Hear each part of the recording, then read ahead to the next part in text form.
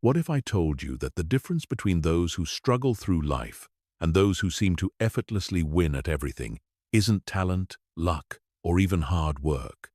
What if the real secret is something far more subtle, yet infinitely more powerful? The truth is, while most people react to life, a small elite group of individuals think strategically. They don't just respond to challenges, they anticipate them. They don't just solve problems, they prevent them. They don't just adapt to change, they create it. Strategic thinking is the ultimate meta skill. It's the ability to see patterns where others see chaos, to find opportunity where others see obstacles, and to position yourself for victory before the game even begins. This isn't just about business or competition. This is about mastering the art of living itself. Whether you're navigating career challenges, building relationships, making financial decisions, or pursuing personal goals, strategic thinking gives you an unfair advantage. But here's what most people don't understand about strategic thinking. It's not some mystical gift that only generals and CEOs possess. It's a learnable system of mental models, frameworks, and principles that anyone can master. The problem is, nobody teaches you this in school. You're expected to figure it out on your own, and most people never do. Today, that changes. By the end of this audiobook, you'll think differently. You'll see the world through the lens of strategy, spotting opportunities and threats that others miss entirely. You'll develop the ability to think several moves ahead, to position yourself advantageously, and to turn any challenge into a stepping stone toward your goals. Most importantly, you'll learn to play the game of life like a grandmaster plays chess, with intention, foresight, and precision. Chapter 1. The Strategic Mindset Revolution. Most people live their lives in reactive mode. They wake up, respond to whatever demands immediate attention, put out fires, and go to bed, exhausted, wondering why they never seem to get ahead. They're constantly playing defense, always one step behind, perpetually caught off guard by circumstances they should have seen coming. This is the default mode of human existence, and it's exactly why most people never achieve their true potential. Strategic thinkers operate from a fundamentally different paradigm. They understand that life is not a series of random events happening to them, but a complex system of cause and effect that can be influenced, directed, and leveraged. They see patterns where others see chaos. They identify leverage points where small actions can create massive results. They think in systems, not just events. The strategic mindset begins with a crucial realization that your current position in life is not permanent.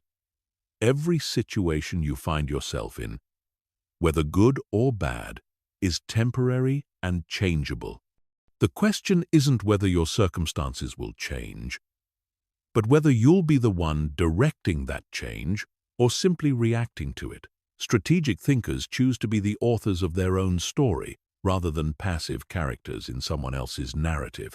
One of the most powerful aspects of strategic thinking is the ability to zoom out and see the bigger picture while simultaneously drilling down into crucial details.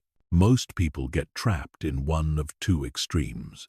They either get so caught up in day-to-day minutiae that they lose sight of their long-term direction, or they think so abstractly about the future that they fail to take concrete action in the present. Strategic thinkers master the art of moving fluidly between these different levels of thinking. The strategic mindset also involves understanding that everything is connected. Your career decisions affect your relationships. Your health choices impact your productivity. Your financial habits influence your opportunities. Strategic thinkers don't compartmentalize their lives into separate, unrelated areas. They understand that life is an integrated system where changes in one area create ripple effects throughout everything else. Perhaps most importantly, strategic thinking requires you to develop what military strategists call situational awareness. This is the ability to accurately perceive and understand your environment, the forces at play, and how they're likely to evolve. Most people operate with tunnel vision, focusing only on what's directly in front of them. Strategic thinkers constantly scan their environment for signals, trends, and emerging patterns that others miss. This level of awareness extends to understanding your own strengths, weaknesses, motivations, and blind spots. You cannot develop an effective strategy without brutal honesty about your current capabilities and limitations. This isn't about self-criticism. It's about accurate self-assessment that allows you to position yourself advantageously and make decisions that align with your actual abilities rather than your wishful thinking. The strategic mindset also embraces paradox and complexity rather than seeking simple answers to complex problems. While most people want straightforward solutions and clear-cut choices, strategic thinkers understand that the most powerful approaches often involve holding multiple perspectives simultaneously, finding creative ways to turn apparent contradictions into complementary forces. Strategic thinkers also develop a sophisticated relationship with time. They understand that different actions have different time horizons for impact. Some moves pay off immediately. Others take years to mature. They learn to balance short-term necessities with long-term positioning, never sacrificing their future for momentary gains, but also never becoming so focused on the future that they neglect present realities. Finally, the strategic mindset requires emotional regulation and the ability to think clearly under pressure. When most people face stress, uncertainty, or crisis, their thinking becomes reactive and narrow. Strategic thinkers train themselves to remain calm and clear-headed, precisely when everyone else is losing their composure. This gives them a massive advantage because they can see opportunities and solutions that stressed minds miss. Chapter 2. The Architecture of Strategic Intelligence. Strategic intelligence isn't about being smart in the traditional sense. Some of the most academically brilliant people struggle with strategic thinking because they've been trained to find the one right answer to well-defined problems. Real life doesn't work that way. Strategic intelligence is about developing the cognitive tools to navigate ambiguity, uncertainty, and complexity while making decisions with incomplete information. The foundation of strategic intelligence is pattern recognition. Everything in life follows patterns, from market cycles to human behavior to technological adoption curves. Most people notice patterns only after they've fully played out, by which time the opportunity has passed. Strategic thinkers train themselves to spot emerging patterns while they're still forming, giving them the ability to position themselves advantageously before others even realize what's happening. Pattern recognition requires you to consume information differently than most people. Instead of just reading for content, you read for underlying structures. Instead of just observing events, you look for the forces that create those events. Instead of just noting what happened, you ask why it happened when it did, and what conditions made it possible. The second pillar of strategic intelligence is systems thinking. This is the ability to see how different parts of a system interact with each other, how changes in one area create cascading effects elsewhere, and how the whole system behaves in ways that can't be predicted by looking at individual components. Most people think linearly, assuming that causes and effects are directly connected and proportional. Strategic thinkers understand that small changes can have massive effects, that effects can precede causes, and that the most powerful interventions often happen at points that seem unrelated to the desired outcome. Systems thinking also involves understanding feedback loops, both positive and negative. Positive feedback loops amplify changes, creating exponential growth or decline. Negative feedback loops create stability and resistance to change. Strategic thinkers learn to identify these loops and leverage them rather than fighting against them.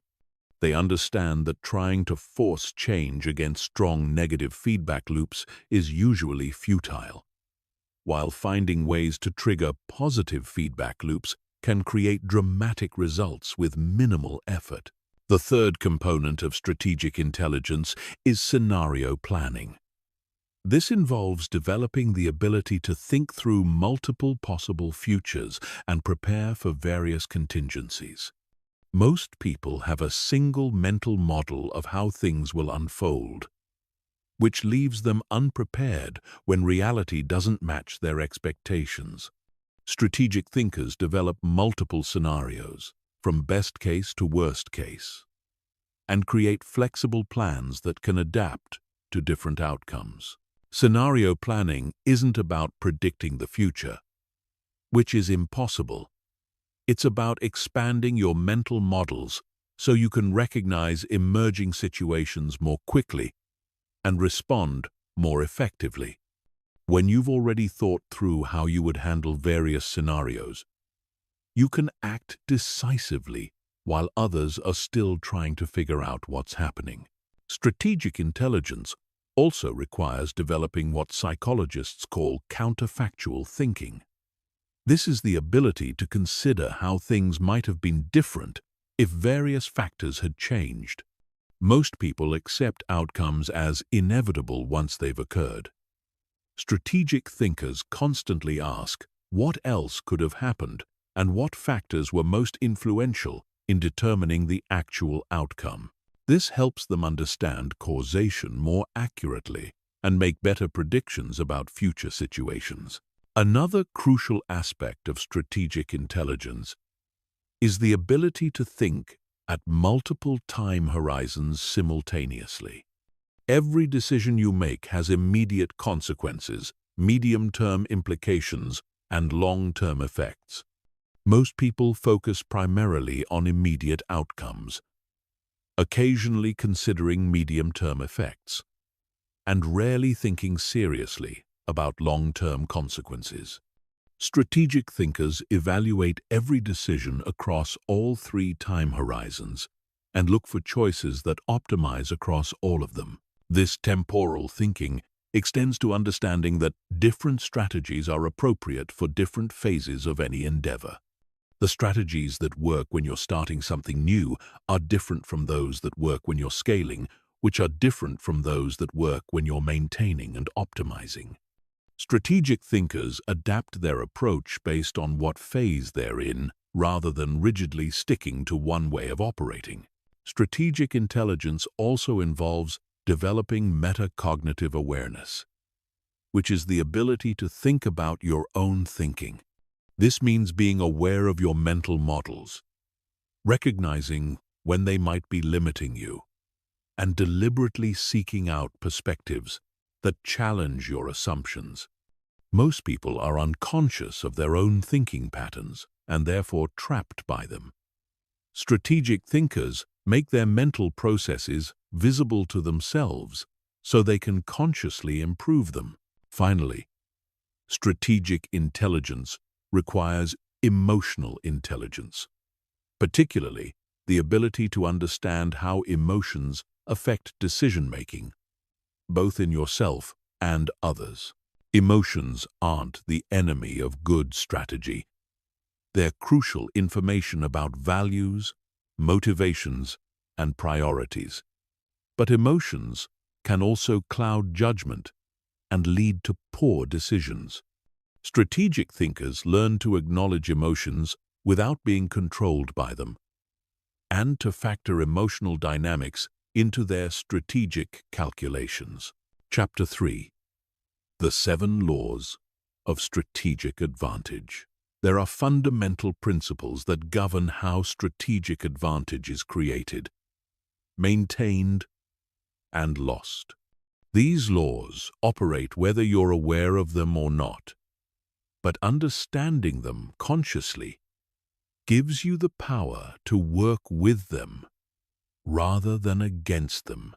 Master these 7 laws, and you'll have a framework for creating advantage in any situation. The first law is the law of positioning. Your position determines your options, and your options determine your outcomes. Most people focus on execution while neglecting positioning, which is like trying to win a race from the wrong starting line. Strategic positioning means putting yourself in situations where good outcomes are probable and bad outcomes are unlikely, where you have multiple options while your competitors have few, and where you can leverage your strengths while minimizing your weaknesses.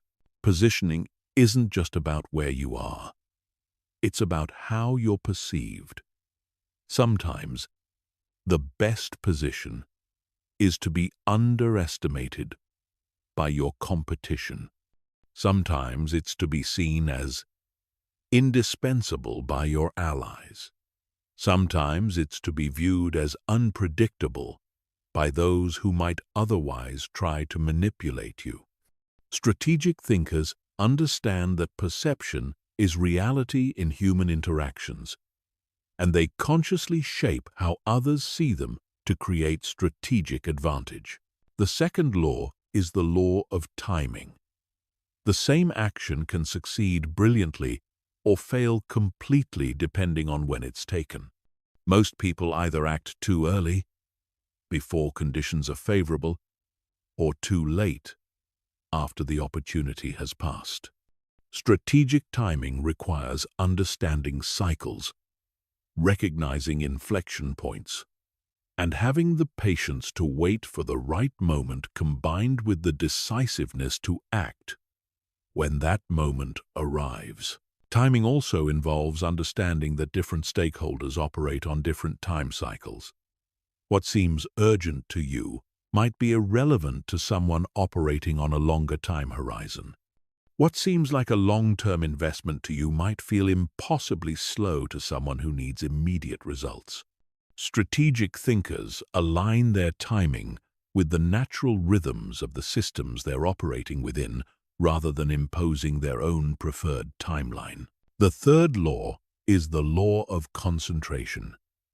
Success comes from focusing your resources on the points where they can create the maximum impact.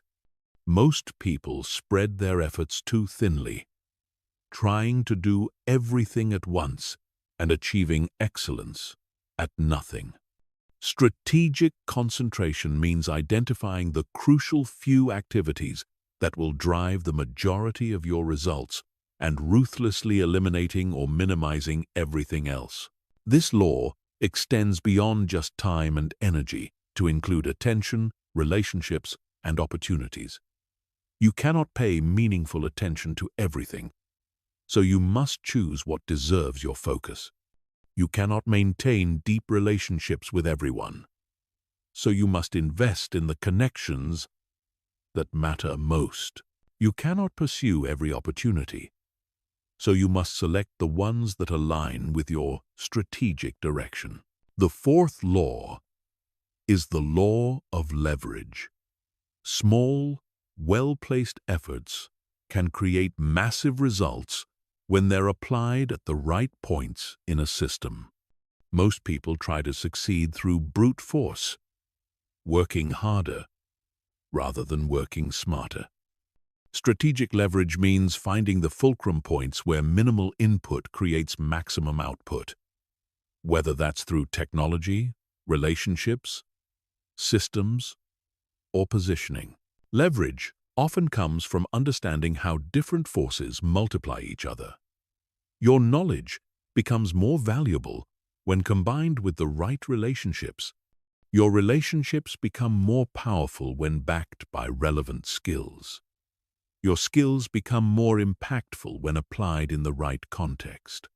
Strategic thinkers look for combinations that create exponential rather than additive effects. The fifth law is the law of adaptation.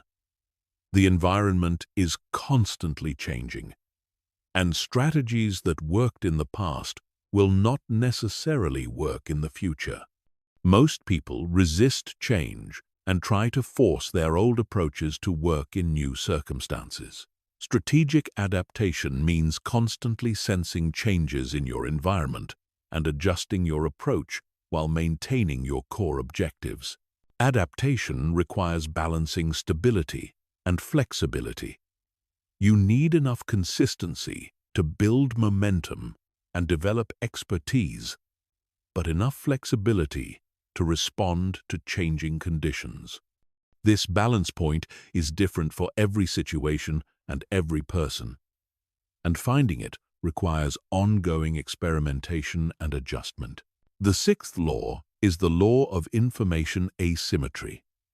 Having better information than others gives you a significant advantage, but information is only valuable if you can act on it faster than others can acquire it. Most people either ignore information gathering entirely or get lost in analysis paralysis. Strategic information advantage comes from developing superior sources, processing information more effectively, and acting on insights before they become common knowledge. Information asymmetry also involves understanding what information others have and how they're likely to use it.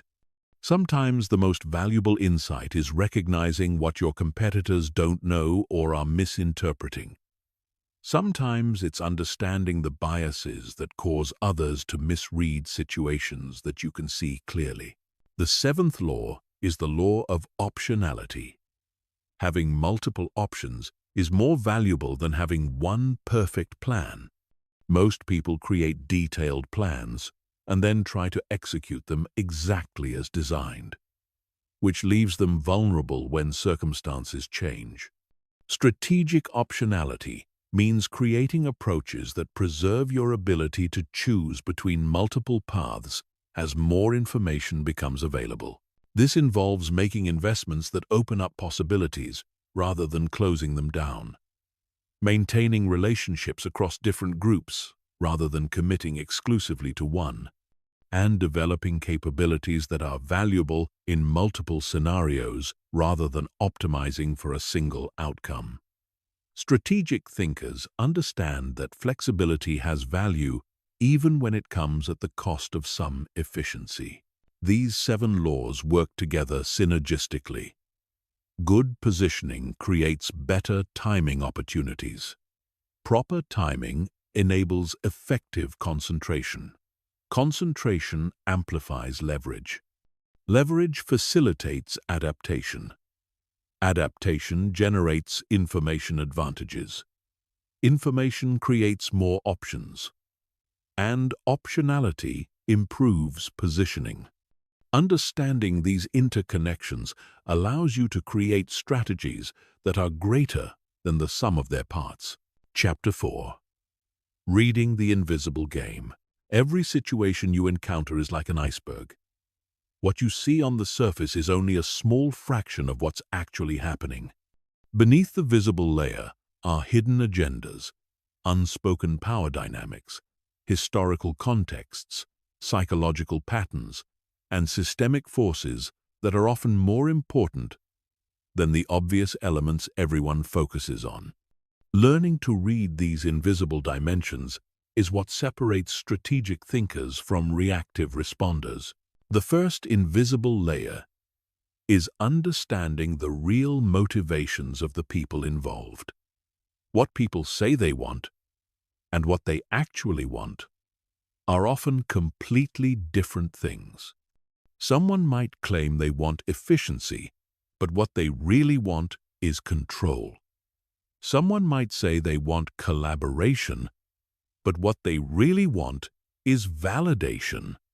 Someone might argue for a particular solution, but what they really want is to prove they're right.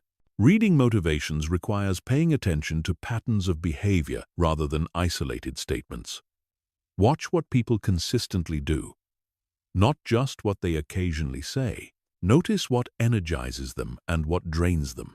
Observe how they respond to different types of challenges and opportunities. Look for the underlying needs they're trying to meet through their actions, even when those actions seem irrational on the surface. The second invisible layer is power dynamics. Every group, organization, and relationship has informal power structures that are often more important than the official hierarchy. Understanding who really makes decisions, who influences the decision-makers, who has veto power, and who serves as connectors between different factions is crucial for effective strategy. Power isn't just about formal authority. It can come from expertise, relationships, information, resources, or simply the ability to create problems for others. Sometimes the most powerful person in a room is the one who seems to have the least formal status but whom everyone else depends on for something crucial. Strategic thinkers map these informal power networks and position themselves advantageously within them. The third invisible layer is historical context. Every current situation is shaped by events that happened before you arrived, decisions that were made years ago, relationships that were formed or broken in the past, and patterns that have been established over time. Understanding this history helps you avoid repeating others' mistakes and capitalize on opportunities that others miss because they don't understand how the current situation evolved. Historical context also includes understanding the life cycle stage of whatever system you're dealing with. Is this organization in startup mode, growth mode, maturity mode, or decline mode? Is this relationship in its honeymoon phase, working phase, or crisis phase? Is this market emerging, maturing, or fragmenting? Different strategies work better at different stages, and trying to apply growth stage strategies to mature systems usually backfires. The fourth invisible layer is cultural dynamics.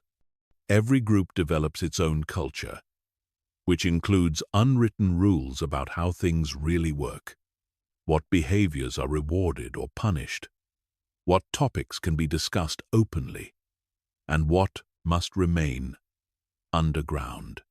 These cultural patterns often override formal policies and procedures. Culture manifests in language patterns, ritual behaviors, status symbols, and shared stories about what succeeds and what fails. Strategic thinkers learn to decode these cultural signals and work within cultural constraints rather than fighting against them. They understand that trying to implement strategies that violate deep cultural patterns is usually futile, no matter how logical those strategies might seem. The fifth invisible layer is psychological patterns. Individuals and groups have predictable psychological tendencies that influence how they perceive information, make decisions, and respond to different situations. Understanding these patterns allows you to predict behavior and design your approach accordingly. Some people are naturally cautious and need extensive proof before making decisions. Others are impulsive and make quick judgments based on limited information. Some people are motivated by competition and respond well to challenges. Others are motivated by collaboration and respond better to partnership approaches. Some people think concretely and need specific details. Others think abstractly and prefer big-picture frameworks. The sixth invisible layer is systemic forces.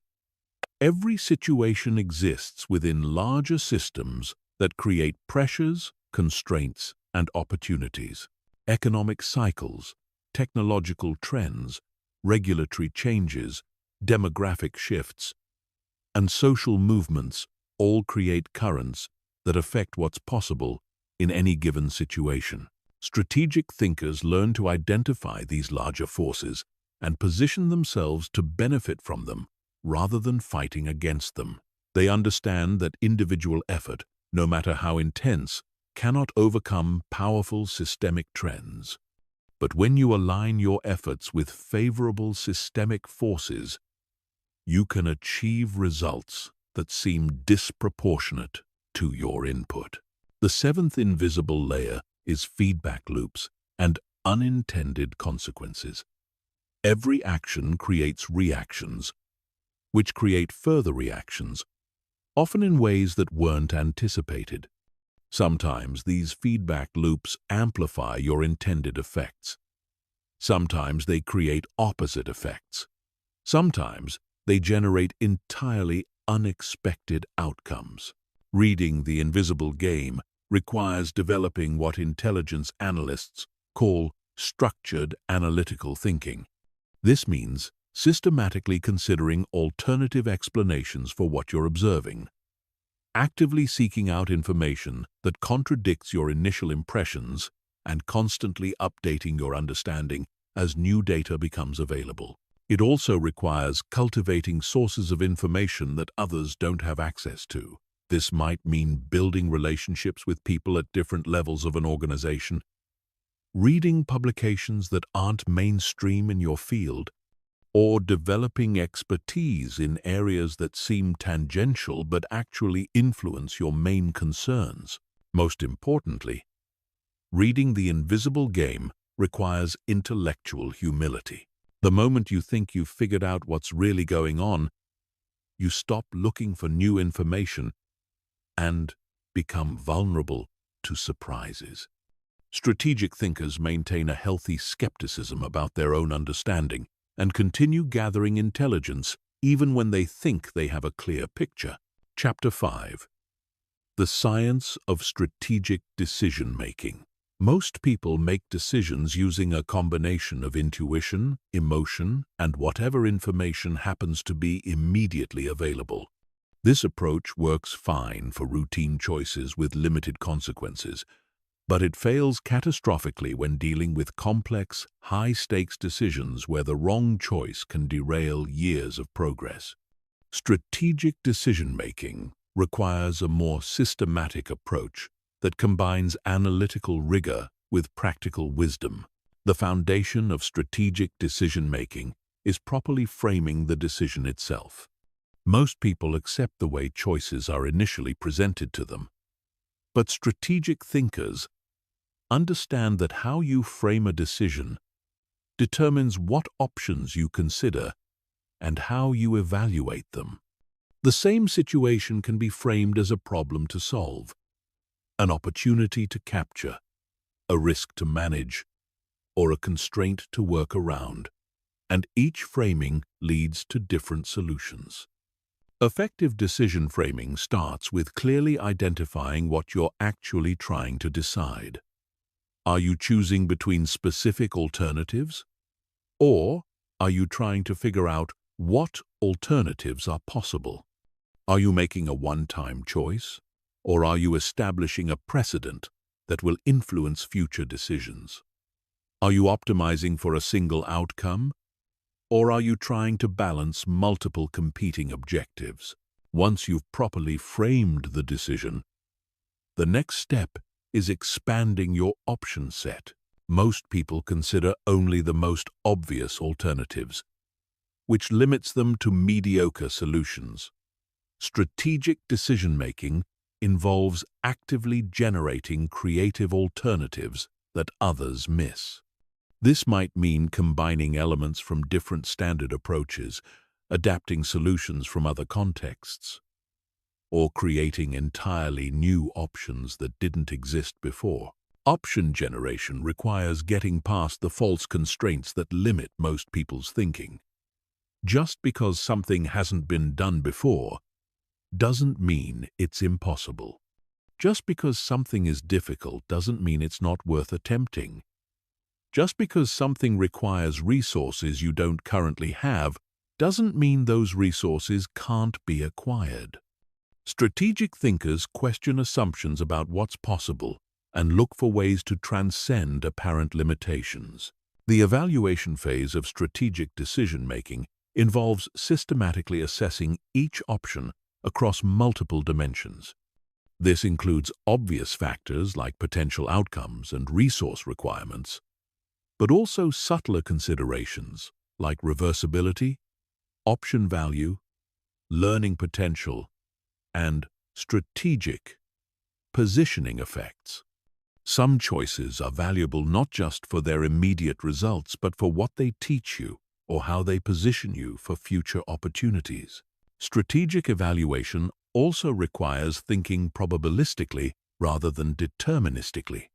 Most people evaluate options based on their most likely outcomes, but strategic thinkers consider the full range of possible results and their respective probabilities. An option with a moderate most likely outcome but significant upside potential might be superior to one with a higher most likely outcome but limited upside. This probabilistic thinking extends to considering how your decision might change the decision-making context for others. If you choose option A, how will your competitors respond? How will that response change the value of option A?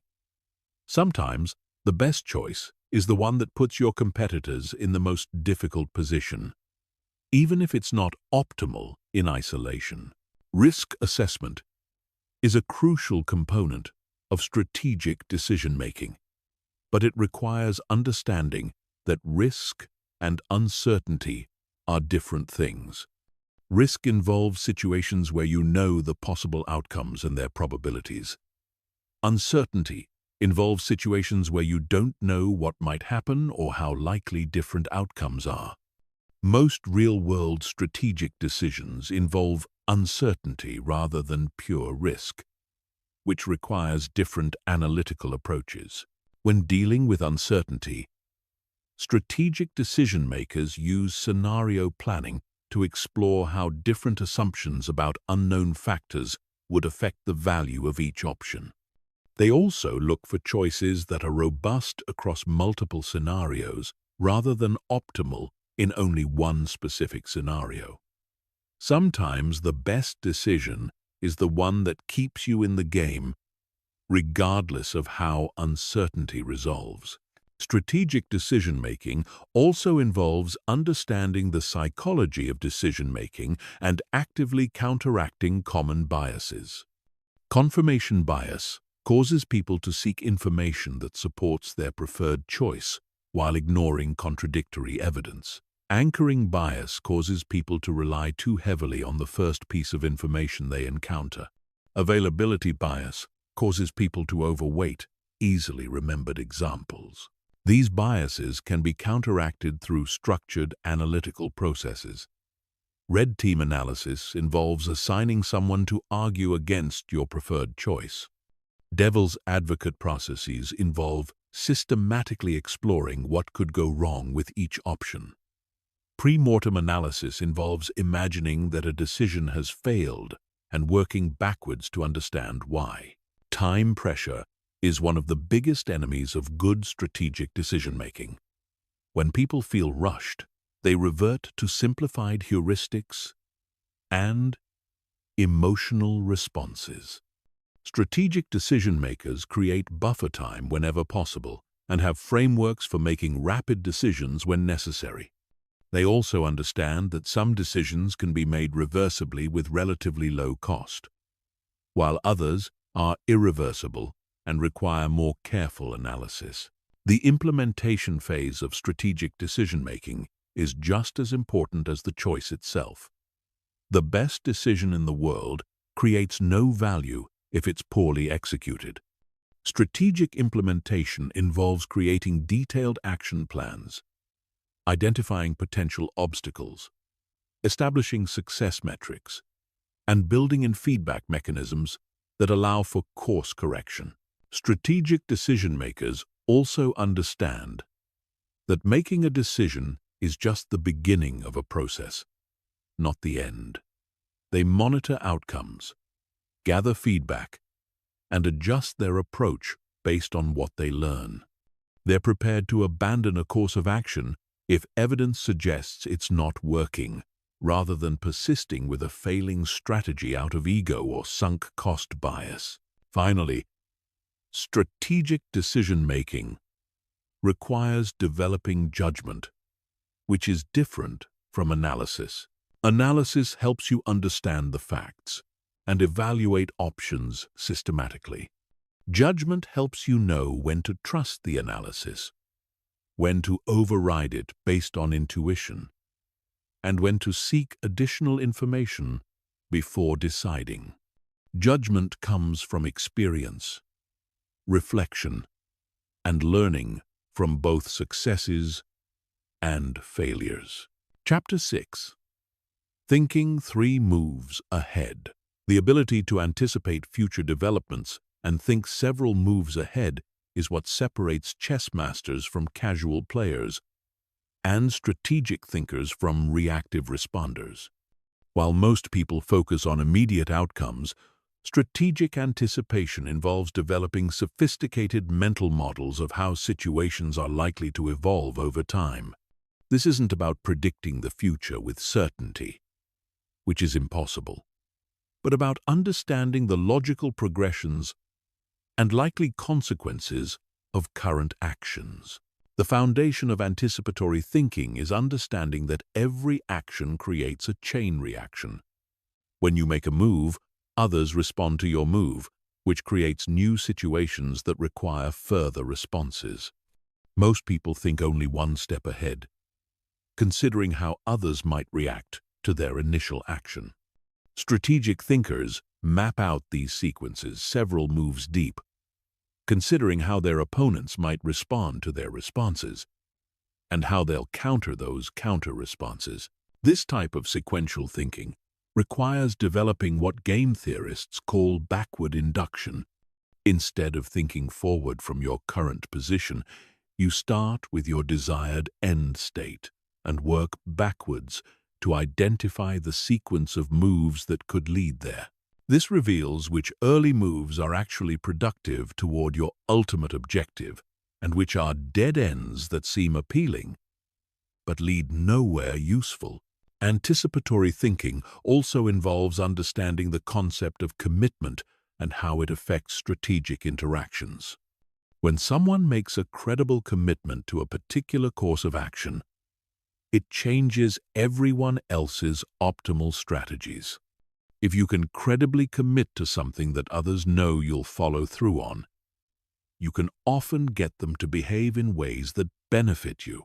But commitments are double-edged swords because they also limit your own flexibility. Strategic anticipation requires developing a deep understanding of the different types of players in any situation and how they're likely to behave. Some people are naturally cooperative and look for win-win solutions. Others are competitive and see every interaction as zero-sum. Some are driven by principles and will stick to their values, even when it's costly. Others are purely pragmatic and will change positions based on incentives. Understanding player types helps you predict how different people will respond to various moves. The same action might provoke aggressive retaliation from a competitive player, cooperative problem-solving from a collaborative player, and principled resistance from a values-driven player. Strategic thinkers tailor their approach based on who they're dealing with and what motivates each player. Another crucial aspect of thinking ahead is understanding timing and tempo.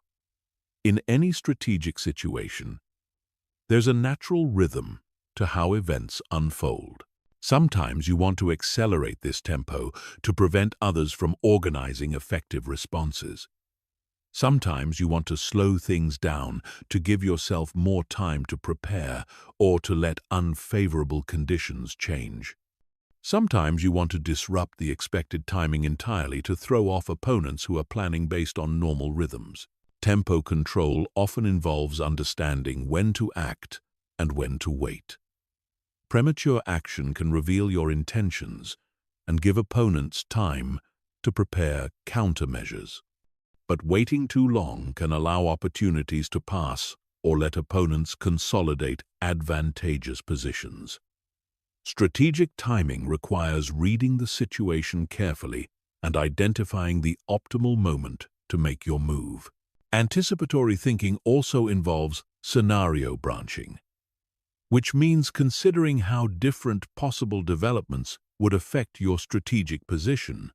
At each decision point, multiple futures are possible depending on various factors beyond your control.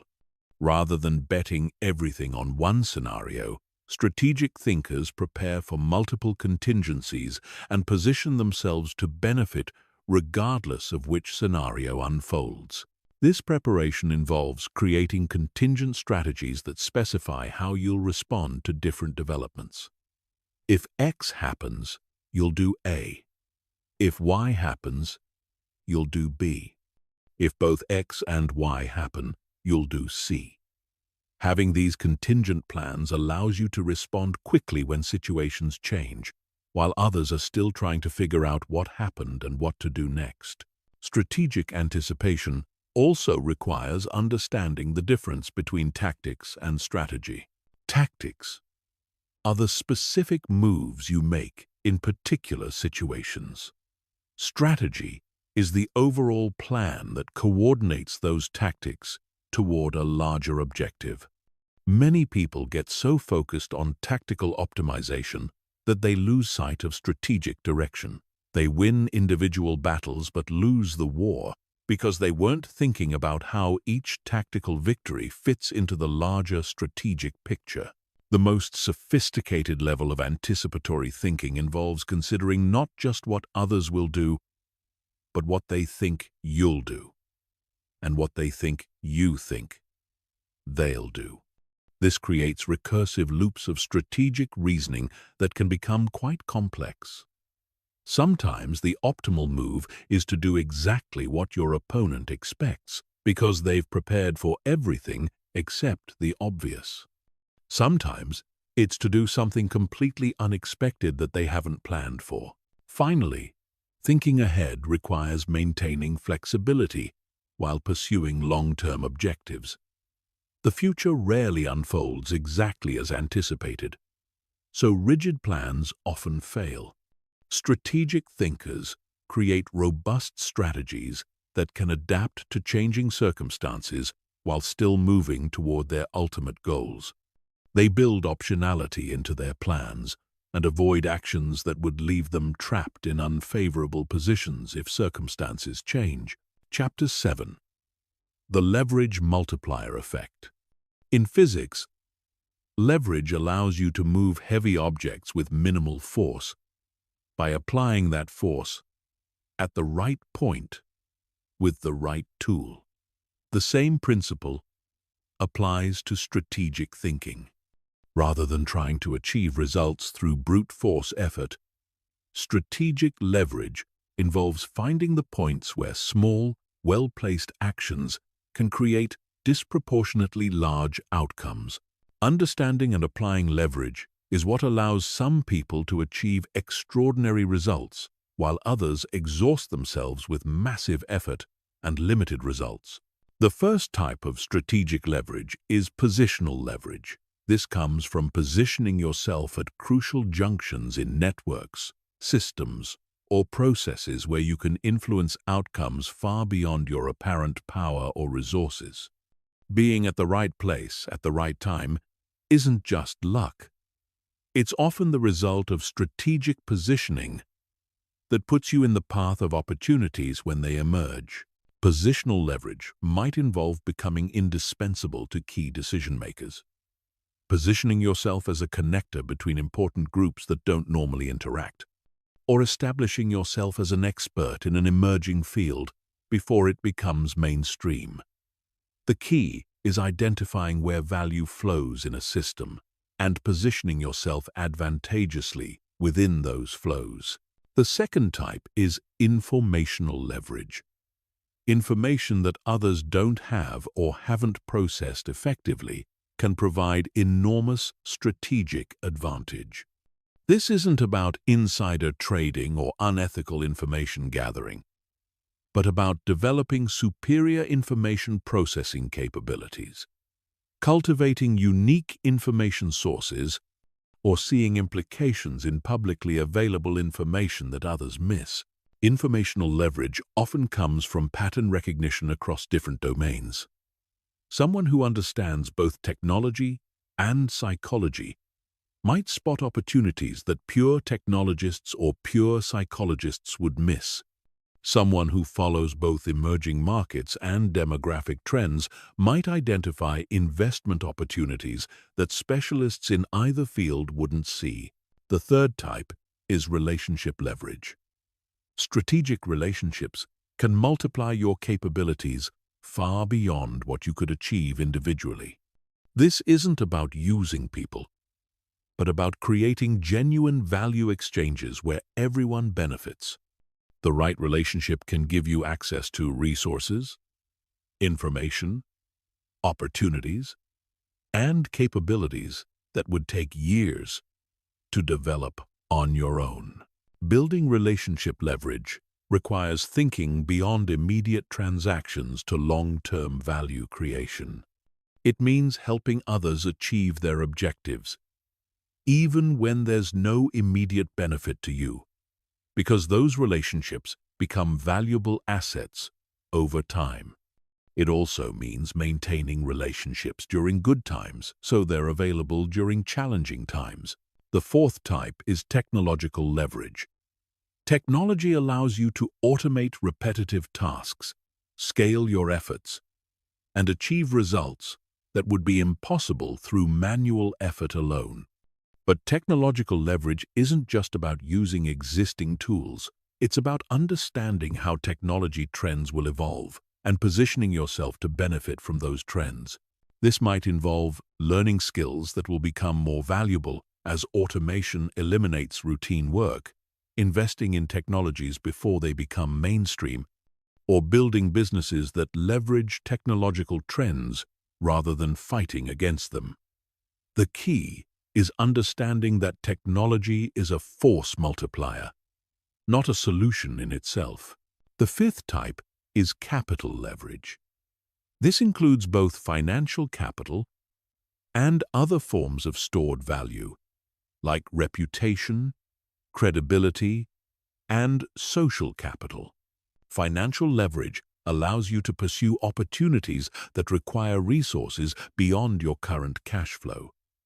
Reputation leverage allows you to access opportunities that wouldn't be available to unknown individuals. Social capital leverage allows you to mobilize others' resources and efforts toward your objectives. Building capital leverage requires delayed gratification and long-term thinking. You must invest time and effort in building assets that will pay dividends in the future, rather than consuming everything immediately.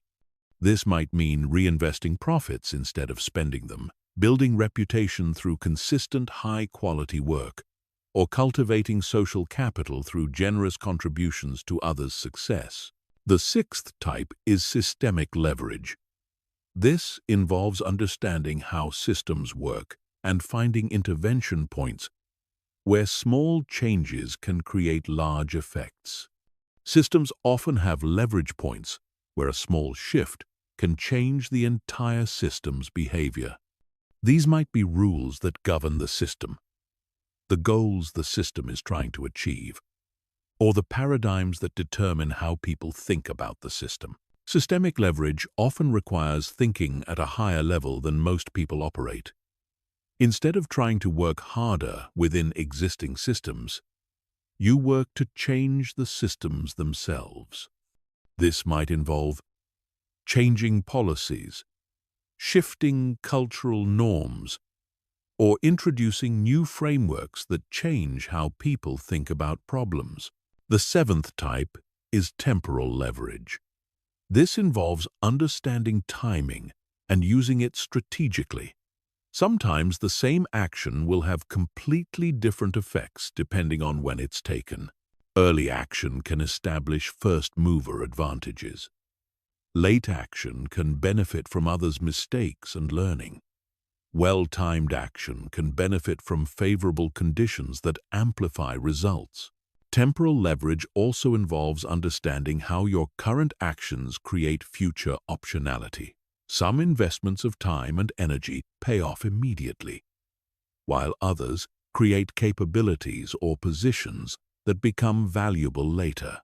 Strategic thinkers balance immediate results with future positioning, ensuring they're building leverage for long-term success while meeting short-term needs.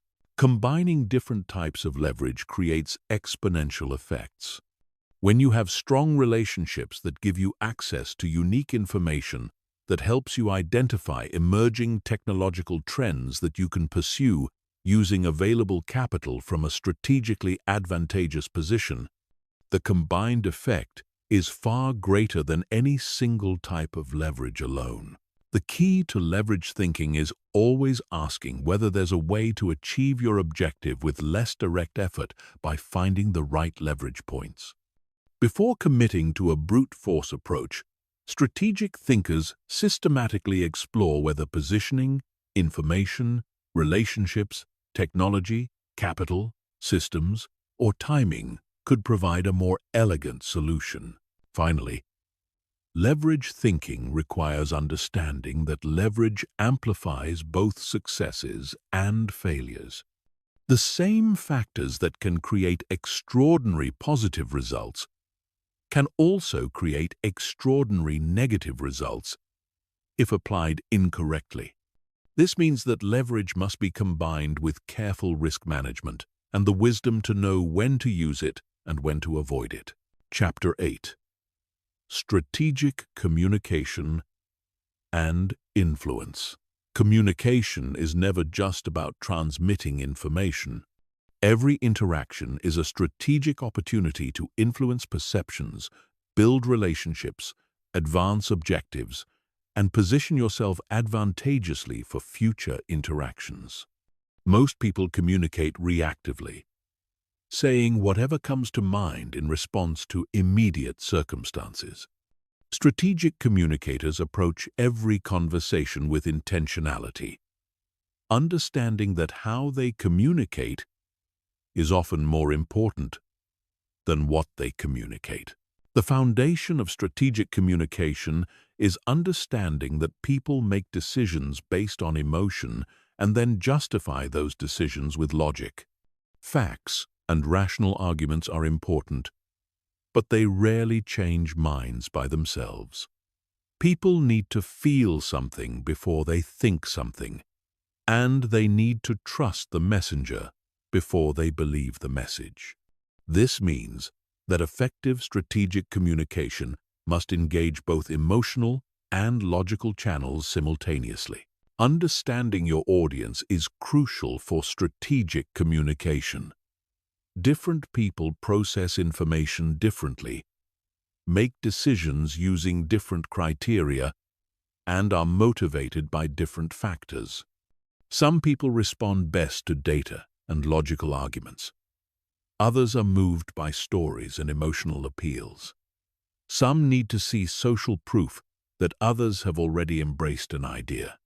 Others prefer to feel like pioneers adopting something new. Strategic communicators develop the ability to rapidly assess their audience and adapt their communication style accordingly. This doesn't mean being manipulative or dishonest, but rather presenting authentic messages in ways that resonate with how different people naturally think and make decisions. It's the difference between speaking your language and speaking theirs. Framing is one of the most powerful tools in strategic communication. The same information can be presented in multiple ways that lead to completely different conclusions. Whether you describe a glass as half full or half empty, conveys the same factual information but creates different emotional responses. Strategic communicators understand that how they frame information often matters more than the information itself. Effective framing involves understanding the values, priorities, and concerns of your audience, and presenting your message in ways that align with those factors. If you're communicating with someone who values efficiency, you frame your proposal in terms of time savings and streamlined processes. If you're communicating with someone who values relationships, you frame the same proposal in terms of improved collaboration and team dynamics. Timing is another crucial element of strategic communication. The same message can be received completely differently depending on when it's delivered. People are more receptive to certain types of messages when they're in particular emotional states or facing specific challenges. Strategic communicators pay attention to timing and look for optimal moments to deliver important messages. This includes understanding both immediate timing within conversations and broader timing within larger contexts. Sometimes you need to plant seeds early and let them grow before making direct requests. Sometimes you need to wait for the right moment when your audience is naturally receptive to your message. Sometimes you need to create the right conditions before attempting to communicate at all. Strategic influence often works best when it doesn't feel like influence. People resist being pushed but will move in directions they feel they've chosen themselves. This requires what psychologists call the illusion of choice, where you present options in ways that naturally lead people toward your preferred outcome while allowing them to feel they're making autonomous decisions. This might involve presenting 3 options where 2 are clearly inferior, making your preferred choice seem obvious by comparison. It might involve asking questions that lead people to discover insights themselves rather than telling them what to think. It might involve sharing stories that allow people to draw their own conclusions rather than making direct arguments. Building credibility is essential for long-term strategic influence. Credibility comes from demonstrated competence, consistent reliability, and genuine concern for others' interests. People are influenced by those they trust, and trust is built through repeated positive interactions over time. This means that strategic communication is always a long-term game, not just about winning individual conversations. Credibility also requires authenticity. People have sophisticated unconscious detectors for authenticity, and attempts to fake sincerity or manipulate others usually backfire. Strategic communicators align their communication with their genuine values and objectives, finding ways to be both authentic and effective rather than choosing between them. Understanding power dynamics is crucial for strategic communication. The same message will be received differently depending on the relative status and power of the communicator and audience. Sometimes you need to communicate up to people with more formal authority.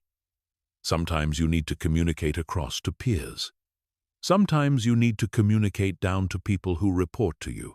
Each situation requires different approaches. When communicating up, you often need to demonstrate respect for the other person's time and authority, while still advancing your objectives. When communicating across, you might need to emphasize mutual benefits and collaborative approaches. When communicating down, you need to be mindful of how your power affects others' ability to respond honestly. Strategic communicators also understand the importance of non-verbal communication. Tone, body language, facial expressions, and other non-verbal cues often convey more information than words themselves. People unconsciously mirror the energy and emotional state of those they're communicating with. So managing your own nonverbal communication can influence the entire dynamic of an interaction. This extends to written communication, where factors like word choice, sentence structure, and formatting convey emotional undertones that affect how messages are received.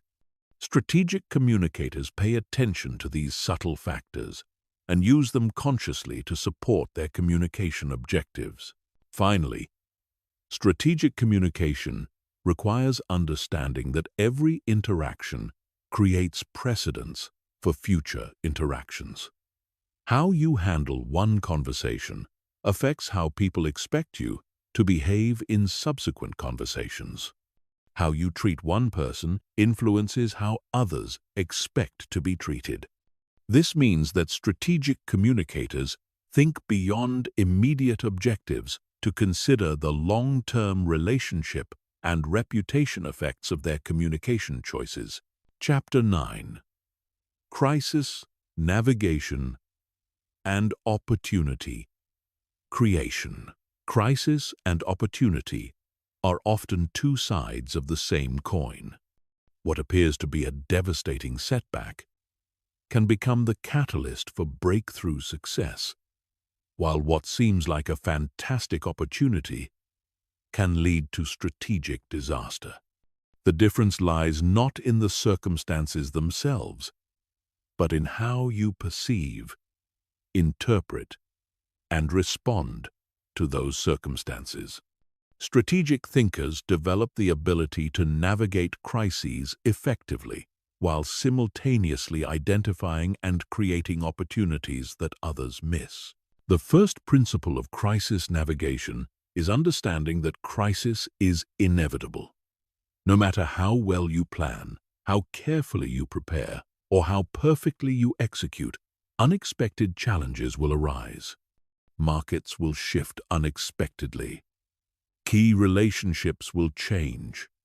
Technology will disrupt established patterns. External events will create new constraints. Accepting this reality allows you to prepare psychologically and structurally for crisis, rather than being blindsided when it occurs. Crisis preparation involves building redundancy and resilience into your strategies before you need them. This might mean maintaining multiple income streams so you're not dependent on a single source. It might mean developing diverse skills so you can adapt to changing requirements. It might mean building strong relationships across different networks so you have support when you need it. The key is creating buffers and alternatives before crisis forces you to scramble for them.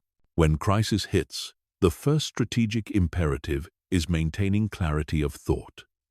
Crisis tends to trigger fight or flight responses that narrow attention and reduce cognitive flexibility.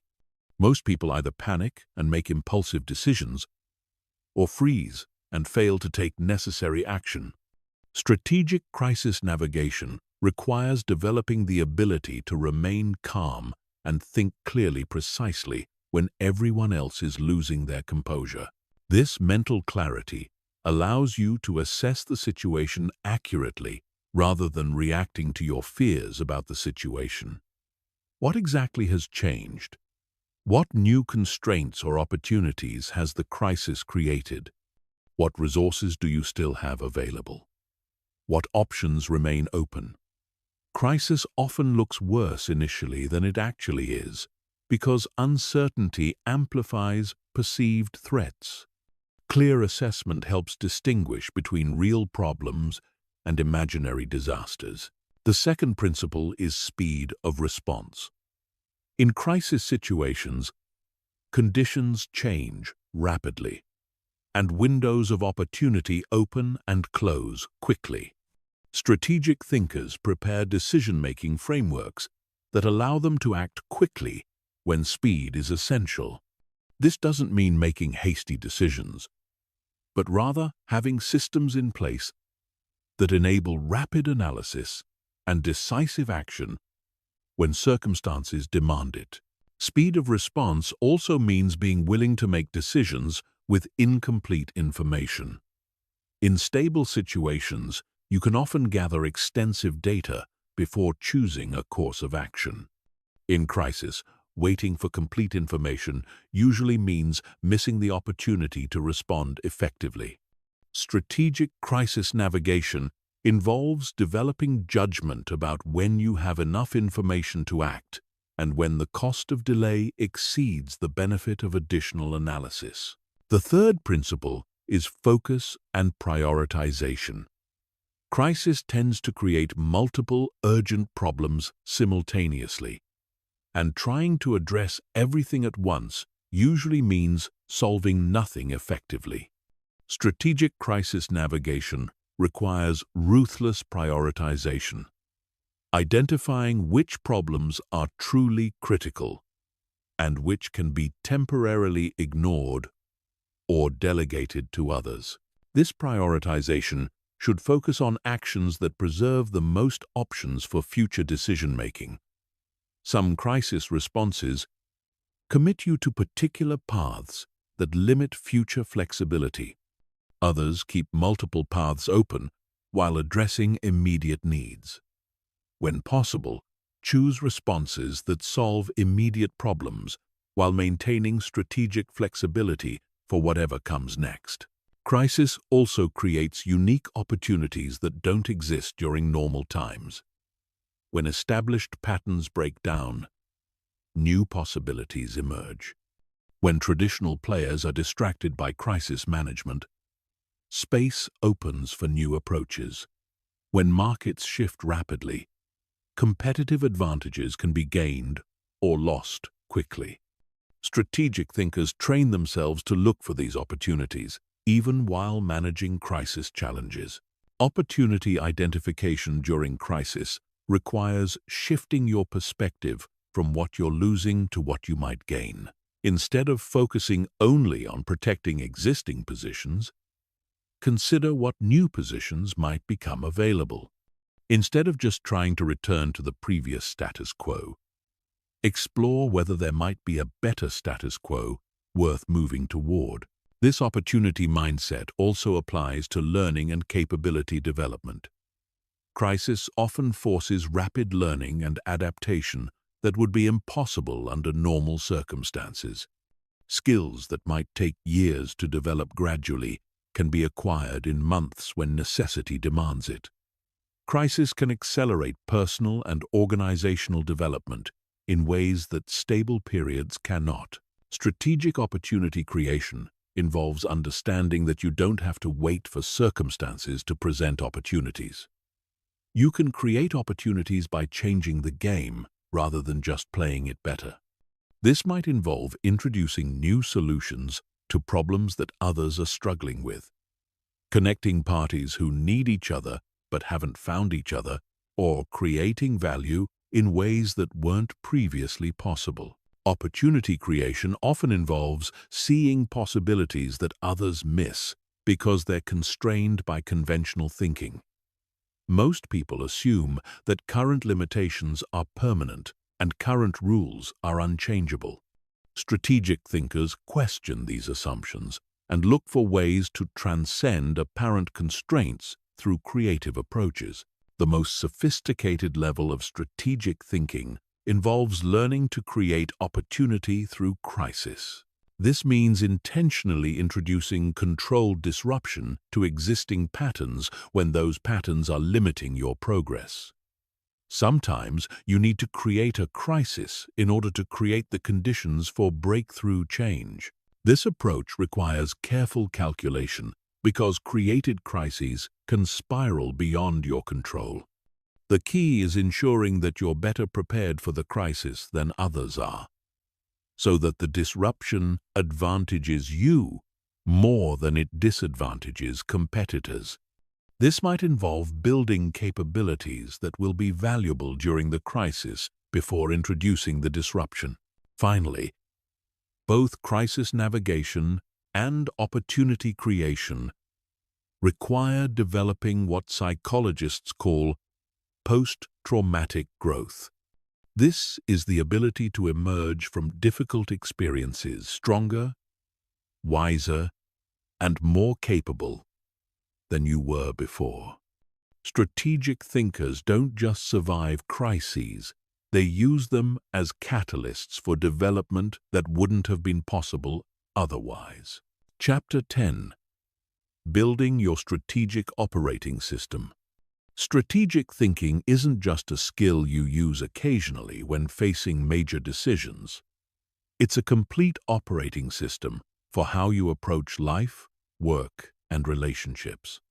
Just as your computer needs an operating system to coordinate all its various programs and functions, you need a strategic operating system to coordinate all your various goals, activities, and decisions toward coherent outcomes. Building this system requires integrating strategic principles into your daily routines, decision-making processes, and long-term planning. The foundation of your strategic operating system is your personal mission and value framework. This isn't about creating inspirational statements for wall posters, but about developing clear, actionable principles that guide decision-making when you're facing complex choices with competing priorities. Your strategic framework should help you quickly identify which opportunities are worth pursuing and which are distractions, which relationships are worth investing in and which are energy drains, which skills are worth developing, and which are tangential to your objectives. This framework needs to be specific enough to provide real guidance, but flexible enough to adapt as circumstances change. It should include both aspirational elements that pull you toward your highest potential and practical constraints that keep you grounded in reality. Most importantly, it should be genuinely yours, reflecting your authentic values and objectives rather than what you think you should want or what others expect from you. The second component is a systematic approach to information gathering and environmental scanning. Strategic thinkers don't wait for important information to find them accidentally. They create structured processes for staying aware of trends, opportunities, and threats in their areas of interest. This might involve regular reading schedules, strategic relationships that provide insider perspectives, or systematic analysis of leading indicators in your field. Information gathering should be both broad and deep. You need enough breadth to spot connections and opportunities that specialists might miss, but enough depth in key areas to make accurate assessments and predictions. The key is developing filters that help you distinguish between signal and noise, focusing on information that has strategic implications rather than just consuming information for entertainment or general education. The third component is decision-making frameworks that help you make consistent, high-quality choices under various conditions. Different types of decisions require different approaches. Routine decisions should be systematized to reduce decision fatigue. Major decisions should use structured analysis to ensure you consider all relevant factors. Crisis decisions should have predetermined triggers and response protocols. These frameworks should include both analytical tools and intuitive check processes. Sometimes the numbers clearly point to one choice, but something feels wrong about it. Sometimes your gut strongly favors one option, but you can't rationally justify it. Strategic decision-making frameworks help you navigate these conflicts and combine analytical and intuitive insights effectively. The fourth component is goal setting and planning systems that connect your daily actions to your long-term objectives. Most people either focus so much on long-term goals that they neglect immediate necessities, or get so caught up in daily urgencies that they lose sight of strategic direction. Your strategic operating system should bridge these time horizons, ensuring that your daily activities contribute to weekly progress, Your weekly progress supports monthly objectives, and your monthly achievements advance annual goals. This requires developing the ability to think and plan at multiple timescales simultaneously. Some activities pay off immediately, others take months or years to mature. Some goals require consistent daily effort, others involve sporadic, intense efforts at the right moments. Your planning system should accommodate both types and help you balance short-term and long-term considerations. The fifth component is resource allocation principles that help you invest your time, energy, attention, and money strategically. You cannot do everything, pursue every opportunity, or maintain every relationship at the same level of intensity. Strategic resource allocation means constantly choosing where to focus your limited resources for maximum impact. This involves understanding the concept of opportunity cost.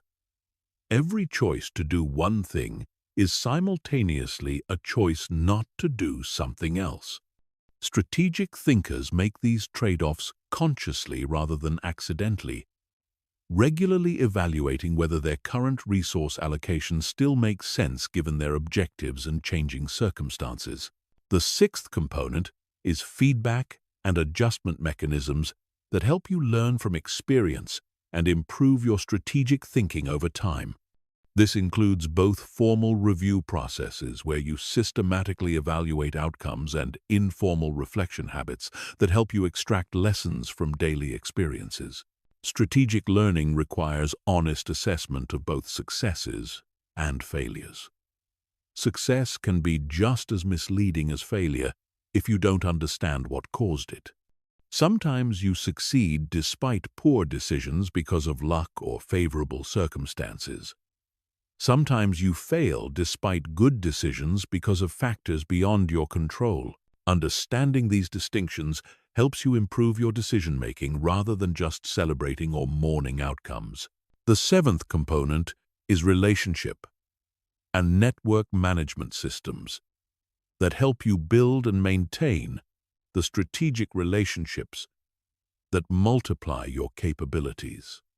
This isn't about networking in the shallow sense of collecting contacts, but about developing genuine relationships that create mutual value over time. Strategic relationship building requires thinking about what you can offer others, not just what you hope to gain. It also requires maintaining relationships during good times, so they're available during challenging times. Your relationship system should help you stay in meaningful contact with important people, identify opportunities to help others achieve their objectives, and recognize when and how to ask for assistance when you need it. Finally, your strategic operating system should include stress testing and scenario planning processes that help you prepare for various possible futures. This involves regularly asking yourself, what would happen if key assumptions proved wrong, if major opportunities or threats emerged, or if external circumstances changed dramatically? This preparation isn't about becoming paranoid or pessimistic, but about building resilience and adaptability into your approach. When you've already considered how you would respond to various scenarios, you can act more quickly and confidently when those scenarios actually occur. Your strategic operating system should help you remain proactive rather than purely reactive, regardless of what circumstances you encounter. Chapter 11. Advanced Psychological Strategy and Mental Warfare. The most sophisticated level of strategic thinking involves understanding and influencing the psychological dynamics that drive human behavior. While basic strategy focuses on external moves and countermoves, advanced psychological strategy operates at the level of perception, emotion, and cognition. This isn't about manipulation or deception, but about understanding how human psychology works and designing your approach to work with these natural tendencies rather than against them. The foundation of psychological strategy is understanding that people don't respond to objective reality. They respond to their perception of reality. Two people can face identical circumstances and have completely different responses based on how they interpret and frame those circumstances. This means that influencing perception can be more powerful than changing actual conditions, and that understanding how others perceive situations gives you tremendous strategic advantage. Perception is shaped by numerous psychological biases and mental shortcuts that people use to process complex information quickly. The availability heuristic causes people to overestimate the probability of events they can easily remember. The confirmation bias causes people to seek information that supports their existing beliefs while ignoring contradictory evidence. The anchoring effect causes people to rely too heavily on the first piece of information they encounter when making decisions. Strategic thinkers learn to recognize these biases in others and use them ethically to influence outcomes. If you want someone to perceive a risk as significant, you provide vivid, memorable examples of that risk materializing. If you want someone to accept a proposal, you anchor their expectations with a more extreme initial proposal that makes your actual proposal seem reasonable by comparison. If you want someone to believe in a particular solution, you present information that confirms their existing beliefs about the problem. The psychology of commitment and consistency is another powerful tool in advanced strategy. People have a deep psychological need to appear consistent with their previous statements and behaviors. Once someone has committed to a position publicly, they will go to great lengths to justify that commitment, even when evidence suggests they were wrong. Understanding this allows you to seek small initial commitments that naturally lead to larger commitments over time. This principle works because changing your mind requires admitting that your previous judgment was flawed, which threatens self-esteem and social status. It's psychologically easier to rationalize staying committed to a questionable decision than to admit error and change course. Strategic thinkers use this by seeking agreement on small points that establish precedents for larger agreements, creating psychological momentum toward their desired outcomes. Social proof is another fundamental psychological principle that drives strategic outcomes. People look to others' behavior as evidence of what's appropriate or effective in ambiguous situations. When people are uncertain about what to do, they assume that others who seem similar to them have made good decisions, and they copy those decisions. This creates powerful herding effects where individual choices create collective momentum. Strategic application of social proof involves demonstrating that credible others have already embraced the course of action you're advocating. This might mean showcasing testimonials from respected figures, highlighting adoption rates among relevant peer groups, or creating visible evidence of growing momentum behind your position. The key is choosing social proof sources that your target audience actually respects and identifies with. The psychology of scarcity and urgency also plays a crucial role in strategic influence. People value things more highly when they believe those things are scarce or when they face deadlines for accessing them. This isn't just about marketing tactics, but about fundamental human psychology. The fear of missing out triggers rapid decision-making and reduces the tendency to procrastinate or overanalyze. However, artificial scarcity backfires if people recognize it as manipulation. Effective strategic use of scarcity involves highlighting genuine constraints and natural deadlines rather than creating fake limitations. This might mean emphasizing that a particular opportunity is available only during a specific time window, that resources for a project are genuinely limited, or that competitive dynamics will change if action isn't taken quickly. Authority and expertise create another powerful psychological dynamic.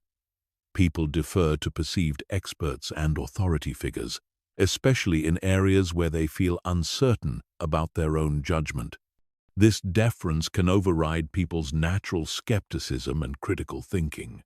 Strategic thinkers establish credibility and authority in relevant domains, then leverage that credibility to influence decisions in related areas.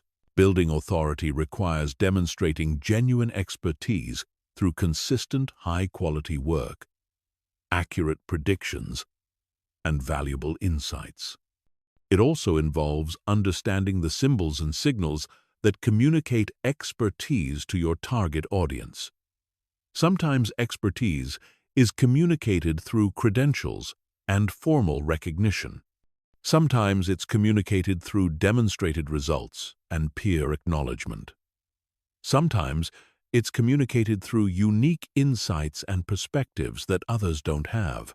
The psychology of reciprocity creates obligations that can be strategically valuable. When someone does something beneficial for you, you feel psychologically obligated to return the favor. This creates opportunities to build influence by providing value to others before asking for anything in return.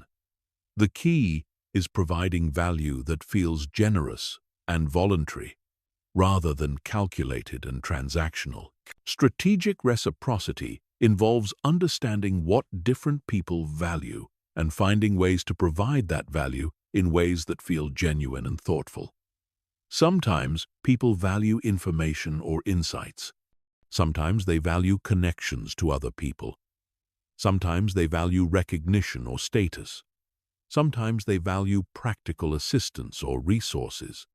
Understanding what motivates each person allows you to provide value in ways that create the strongest reciprocal obligations. Framing effects represent one of the most powerful psychological tools for strategic influence. The same information can be presented in ways that lead to completely different conclusions and decisions. Whether you describe a medical treatment as having a 90% success rate or a 10% failure rate, conveys identical information but creates different emotional responses and decision patterns. Strategic framing involves understanding your audience's values, fears, and priorities, then presenting information in ways that align with those psychological factors. If your audience values security, you frame your proposal in terms of risk reduction and stability. If they value growth, you frame the same proposal in terms of opportunity and expansion. If they value fairness, you emphasize equitable outcomes and inclusive processes. The most advanced level of psychological strategy involves understanding and influencing group dynamics. Individual psychology operates differently when people are part of groups. Groupthink can cause intelligent individuals to make poor collective decisions. Social proof effects can create cascades where early adopters influence many others. Authority dynamics can cause groups to defer to leaders even when those leaders are wrong. Strategic group influence requires understanding roles that different people play in group decision-making. Some people are early adopters who are willing to try new approaches. Some are influencers who shape others' opinions. Some are skeptics who raise concerns and objections. Some are followers who go along with whatever the group decides. Identifying these roles and tailoring your approach to each type of person can determine whether groups embrace or resist your proposals. Finally, advanced psychological strategy requires understanding your own psychological biases and defensive mechanisms. The same psychological principles that allow you to influence others also make you vulnerable to influence from others. Strategic thinkers develop self-awareness about their own mental patterns and create systems to protect themselves from manipulation while using psychological insights ethically to achieve legitimate objectives. Chapter 12. Strategic Alliance Building and Network Effects. No one achieves significant success entirely alone. The most accomplished individuals throughout history have been masters at building strategic alliances, developing powerful networks, and creating collaborative relationships that multiply their individual capabilities far beyond what they could achieve through solo effort. In our interconnected world, your network truly is your net worth. But building valuable networks requires much more sophisticated thinking than simply collecting contacts or attending networking events. Strategic alliance building begins with understanding that relationships are assets that appreciate or depreciate based on how they're managed over time. Like financial investments, relationships require ongoing attention, regular deposits of value, and strategic allocation of resources to generate optimal returns. The most valuable relationships are those where both parties consistently benefit from the association, creating positive feedback loops that strengthen the relationship over time. The foundation of strategic networking is adopting an abundance mindset rather than a scarcity mindset. Scarcity-minded people approach relationships as zero-sum games where helping others succeed somehow diminishes their own prospects. Abundance-minded people understand that success is not finite, and that helping others achieve their objectives often creates opportunities for mutual benefit that wouldn't exist otherwise. This mindset shift changes how you approach relationship building entirely. Instead of asking what someone can do for you, you ask what you can do for them. Instead of trying to extract value from every interaction, you look for ways to provide value consistently over time. Instead of keeping score in individual transactions, you focus on building long-term relationships that create value for everyone involved. Strategic relationship building requires understanding the different types of value you can provide to others. Sometimes people need information or insights that you have access to. Sometimes they need connections to other people in your network. Sometimes they need resources, assistance, or expertise that you can provide. Sometimes they need emotional support, encouragement, or validation during challenging periods. The key is developing a sophisticated understanding of what different people value and finding authentic ways to provide that value consistently. This requires paying attention to others' goals, challenges, interests, and communication styles. It means remembering important details about people's lives and following up on previous conversations. It means being genuinely interested in others' success rather than just pretending to care as a networking tactic. Network effects occur when the value of a network increases exponentially as more valuable people join it. The classic example is telephone networks, where each additional telephone makes all existing telephones more valuable because there are more people you can call.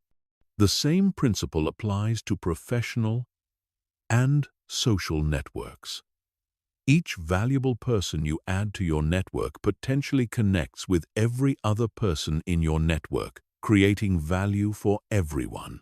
Understanding network effects means thinking beyond direct one-to-one relationships to consider how you can create value by connecting others in your network. When you introduce two people who can help each other, you create value for both of them while strengthening your relationship with each. When you organize events or groups that bring together interesting people, you create network effects that benefit everyone involved. while positioning yourself as a valuable connector. Strategic alliance building often involves identifying complementary strengths and weaknesses that create opportunities for mutually beneficial partnerships. You might be excellent at generating ideas, but struggle with implementation. Someone else might be outstanding at execution, but need better strategic direction. Partnerships that combine complementary capabilities can achieve results that neither party could accomplish alone. These partnerships work best when they're based on genuine respect for each other's contributions rather than trying to exploit others' weaknesses. The goal is creating synergistic relationships where 1 + 1 equals more than 2, not parasitic relationships where one person benefits at another's expense. This requires honest assessment of your own strengths and limitations and clear communication about what you bring to relationships and what you hope to gain. Timing is crucial in strategic alliance building. The same relationship can be incredibly valuable or completely worthless, depending on when it's formed and how circumstances evolve. Early relationships with people who later become successful can provide enormous advantages, but only if you maintain those relationships during their rise rather than trying to reconnect after they've achieved success. This requires the ability to identify potential before it's obvious to everyone else. Some people have the capability to achieve great things, but haven't yet found the right opportunity or developed the right skills. Some people are in industries or positions that are about to become much more valuable due to technological or social trends. Some people have unique combinations of background and expertise that will become valuable as circumstances change. Strategic networking also requires understanding the difference between strong ties and weak ties and the different values that each provides. Strong ties are people you interact with regularly and know well. They're valuable for collaboration, support, and detailed information sharing. Weak ties are people you know casually or interact with infrequently. They're valuable for accessing different networks, learning about opportunities in other domains, and gaining diverse perspectives. Most people focus primarily on strengthening their existing strong ties while neglecting the cultivation of weak ties. But research shows that weak ties are often more valuable for discovering new opportunities because they expose you to information and possibilities that don't exist within your immediate circle. Strategic networking involves maintaining a portfolio of both strong and weak ties and allocating relationship-building efforts strategically across both categories. Digital platforms have transformed networking by making it easier to maintain weak ties and discover new connections. But they've also created new challenges. Online networking can feel less authentic than in-person relationship building, and the volume of possible connections can become overwhelming. Strategic digital networking requires being selective about platforms and connections, focusing on quality interactions rather than quantity metrics.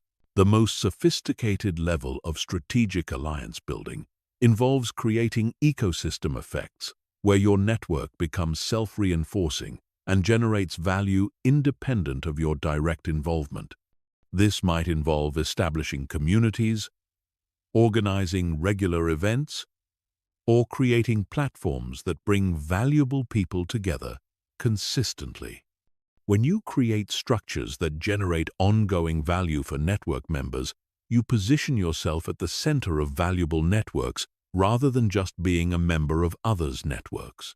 Geographic considerations are increasingly important in strategic networking as remote work and digital communication reduce the advantages of physical proximity while creating new opportunities for global connections.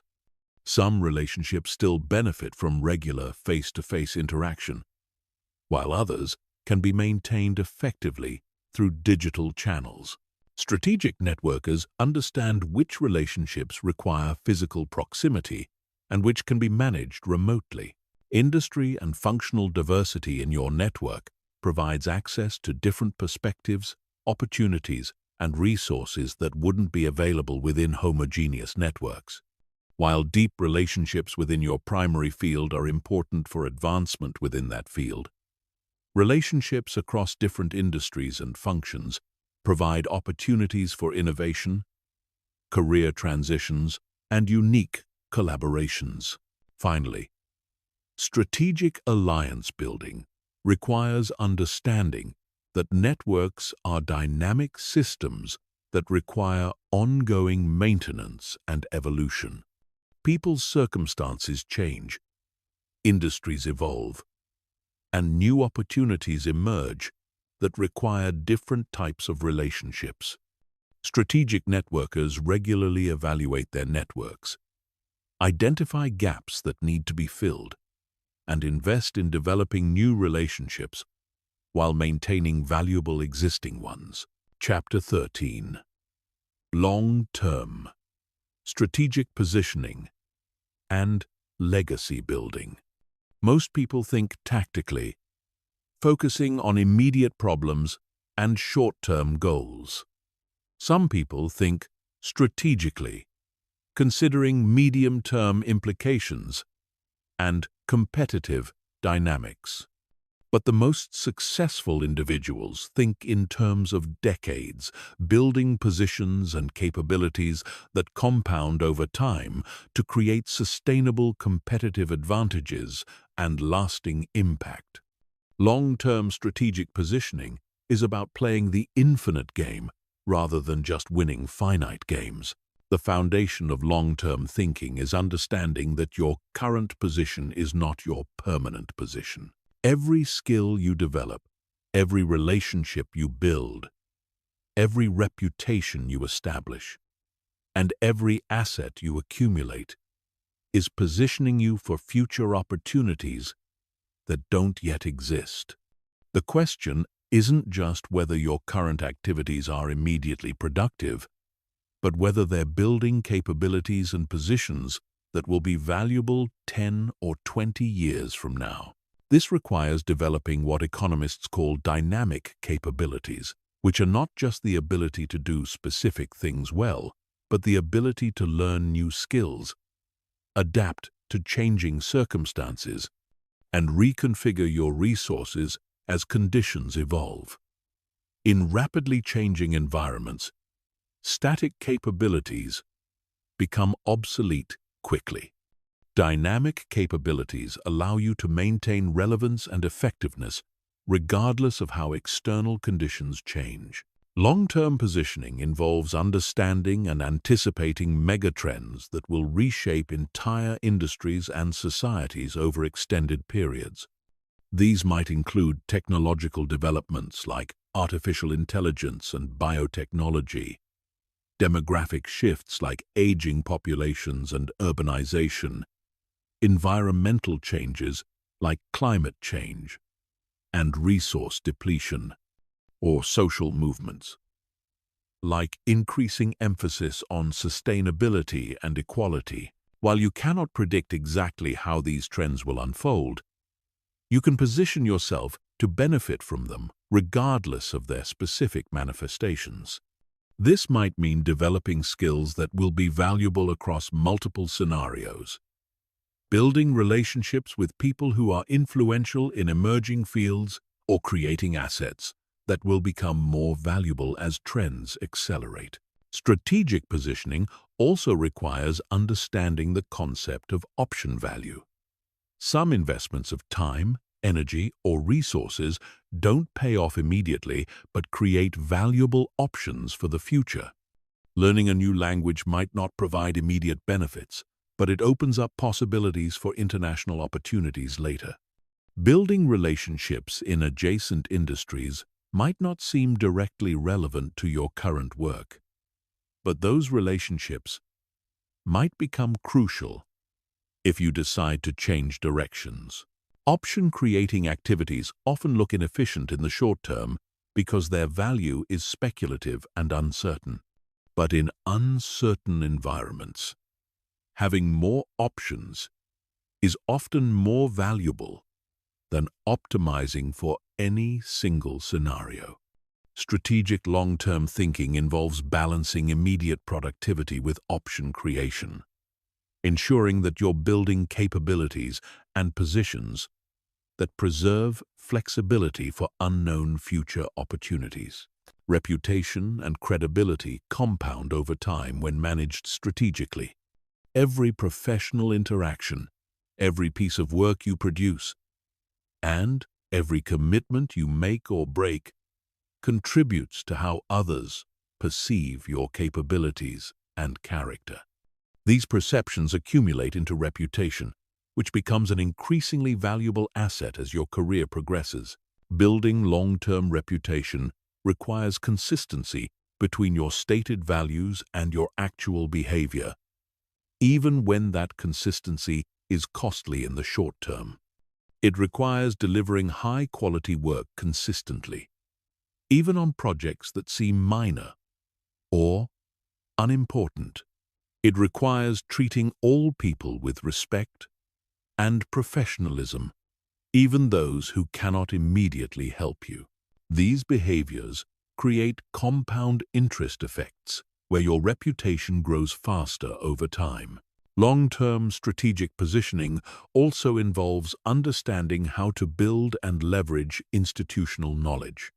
Every organization, industry, and community has accumulated wisdom about what works, what doesn't work, and why certain patterns persist over time.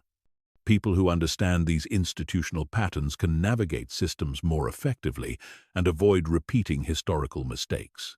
Institutional knowledge includes formal knowledge like documented processes and written policies, but more importantly includes informal knowledge like unwritten rules, cultural norms, and relationship dynamics that actually determine how things work. This knowledge is often held by long-term participants who have observed patterns over multiple cycles and learned what really drives outcomes.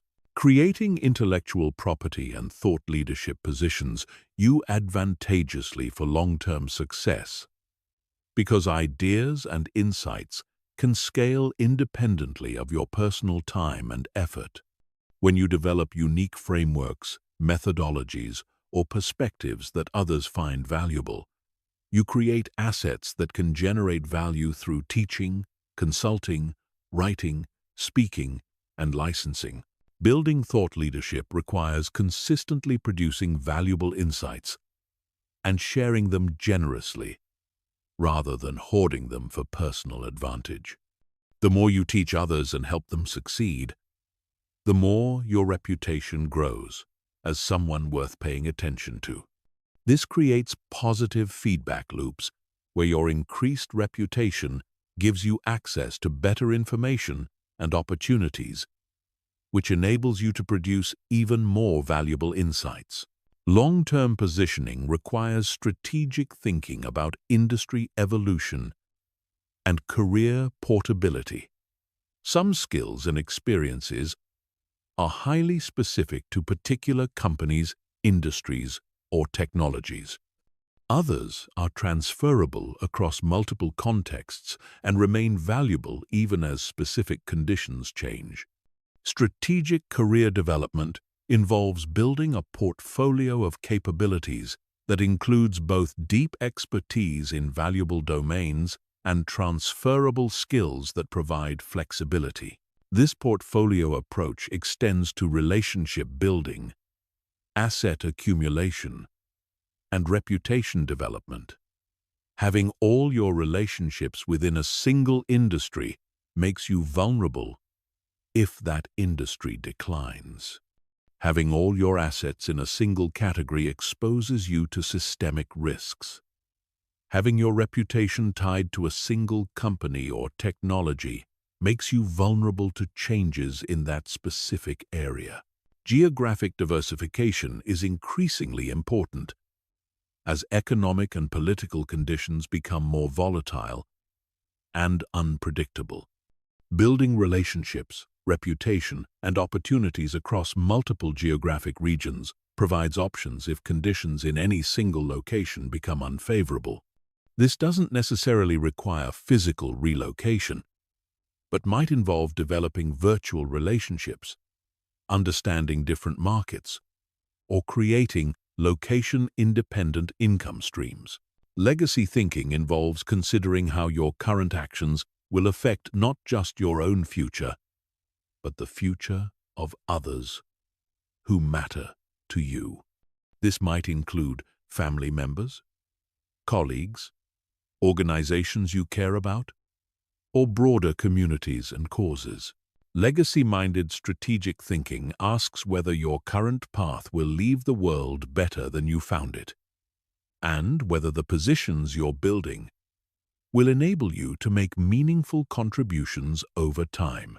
Long-term strategic positioning also requires understanding sustainability and regeneration rather than just extraction and consumption. Strategies that depend on depleting finite resources, burning out relationships, or damaging systems that you depend on are self-limiting. Sustainable strategies create value in ways that strengthen rather than weaken the foundations they're built on. Finally, long-term positioning requires accepting that some of the most important investments you make will not pay off within your lifetime. The institutions you help build, the people you mentor, the knowledge you create, and the positive changes you catalyze may have their greatest impact years or decades after you're gone. True strategic thinking involves contributing to positive developments that transcend your personal timeline and create lasting value for others. Chapter 14. Mastering Strategic Execution and Implementation. The most brilliant strategy in the world creates no value if it cannot be executed effectively. While much strategic thinking focuses on analysis, planning, and decision-making, the ultimate test of any strategy is whether it can be translated into consistent action that produces desired results. Strategic execution is where most strategies fail, not because the strategies were poorly conceived, but because they were poorly implemented. The gap between strategy and execution exists because they require different skills and mindsets. Strategic thinking is conceptual, analytical, and focused on possibilities. Strategic execution is practical, operational, and focused on realities. Many people excel at one or the other, but struggle to bridge between them effectively. Mastering strategic execution requires developing capabilities in both domains and creating systems that connect them. The foundation of strategic execution is translating abstract objectives into specific, actionable tasks that can be completed by real people with finite time and resources. Most strategic plans fail because they remain at too high a level of abstraction. They specify what should be accomplished, but not how it will be accomplished, who will accomplish it, when it will be completed, or what resources will be required. Effective execution planning requires breaking down strategic objectives into progressively more specific levels of detail until you reach tasks that can be completed by individuals within defined timeframes. This breakdown process reveals resource requirements, identifies potential obstacles, and exposes unrealistic assumptions that weren't apparent at the strategic level. This detailed planning also reveals dependencies between different components of your strategy. Some tasks cannot begin until others are completed. Some resources are required by multiple activities and must be allocated carefully. Some people are critical to multiple components and represent potential bottlenecks. Understanding these dependencies allows you to sequence activities effectively and identify critical path elements that could delay the entire strategy if not managed carefully. Strategic execution requires building systems and processes that ensure consistent progress, even when motivation fluctuates or circumstances change. Relying on willpower and enthusiasm to drive execution works in the short term but fails over extended periods when initial excitement fades and obstacles emerge. Systematic execution involves creating structures, routines, and accountability mechanisms that maintain momentum regardless of temporary setbacks or motivational dips. These systems should include regular review cycles that track progress against objectives, identify emerging obstacles, and adjust tactics based on new information. The frequency of these reviews should match the pace of change in your environment. Rapidly changing situations require frequent course corrections, while stable environments can accommodate longer review cycles. Resource allocation is one of the most critical aspects of strategic execution. Every strategy requires finite resources, including time, money, attention, and human effort. These resources must be allocated across competing priorities in ways that maximize overall progress towards strategic objectives. Poor resource allocation can cause well-conceived strategies to fail, even when individual components are executed competently. Effective resource allocation requires understanding both the absolute and relative importance of different activities. Some activities are critical path items that must be completed before other activities can begin. Some activities have high leverage, where small investments create disproportionate results. Some activities are foundational and enable multiple subsequent activities. Some activities are optional and can be eliminated if resources become constrained. Strategic execution also requires building capabilities and developing people rather than just completing immediate tasks.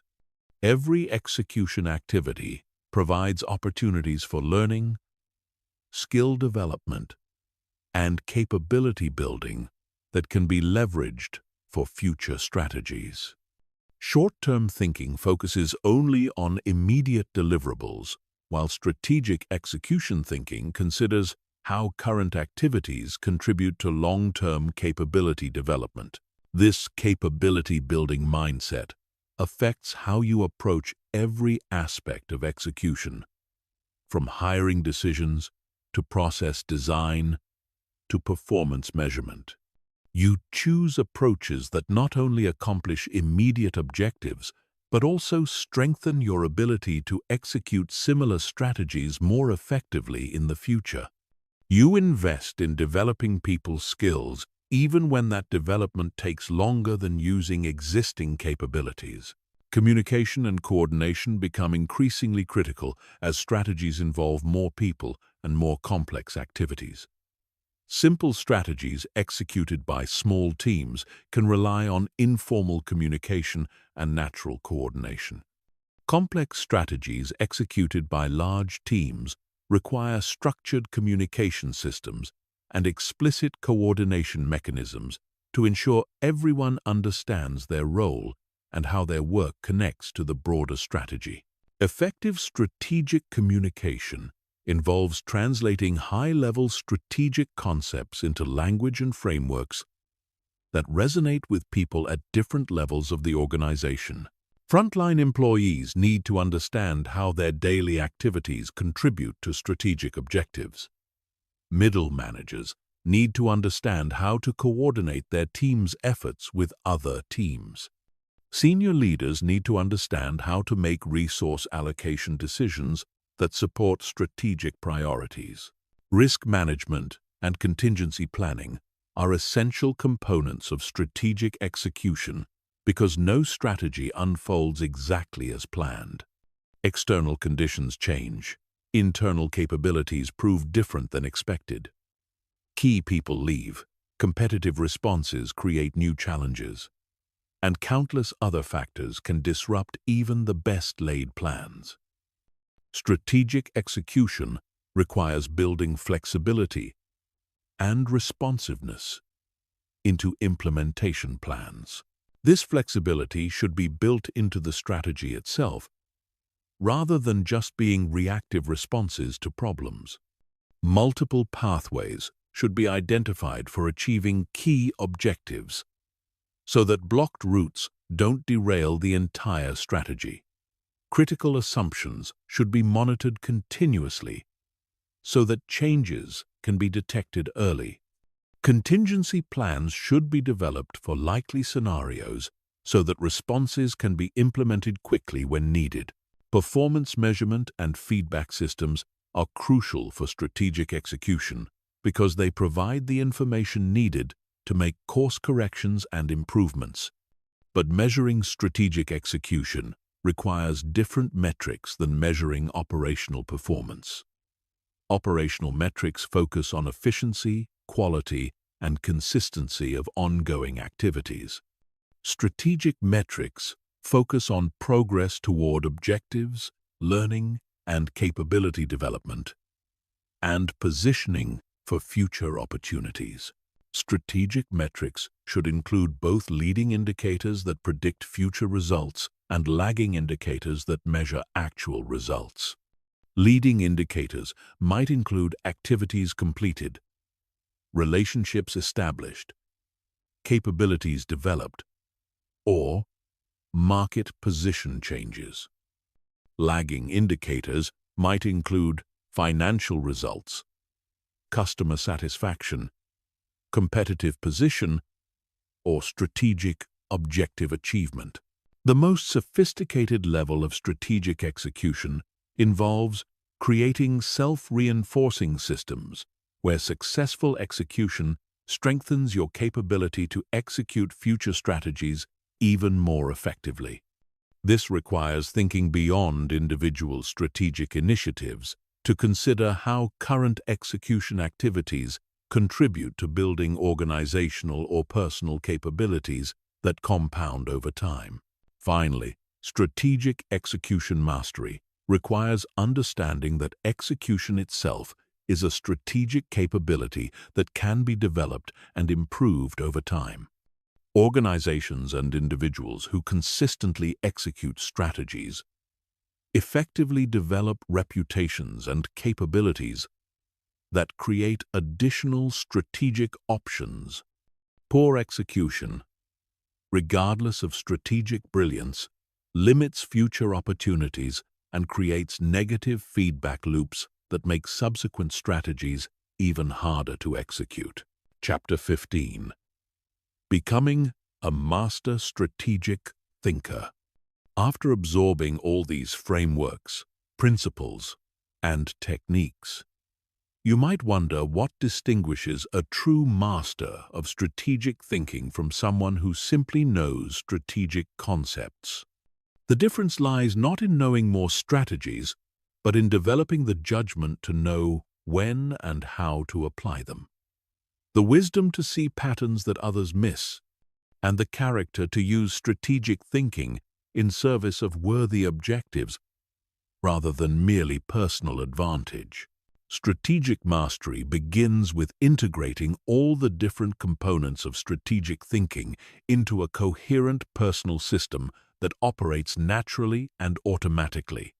Beginning strategic thinkers apply frameworks consciously and deliberately, which is appropriate for learning but too slow and cumbersome for complex real-world situations. Master strategic thinkers have internalized these frameworks so deeply that they operate unconsciously, freeing their conscious attention to focus on unique aspects of each situation. This integration requires extensive practice applying strategic thinking frameworks to diverse situations until the frameworks become second nature. You must move beyond simply understanding concepts intellectually to developing intuitive feel for how they work in practice. This comes from using strategic thinking consistently over extended periods, learning from both successes and failures, and gradually building sophisticated mental models of how strategic principles interact with each other.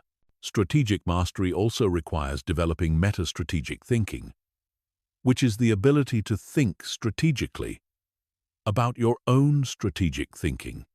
This involves recognizing the limitations of your own frameworks, understanding when your strategic approaches might be inappropriate for particular situations, and continuously evolving your strategic capabilities based on changing circumstances and new insights.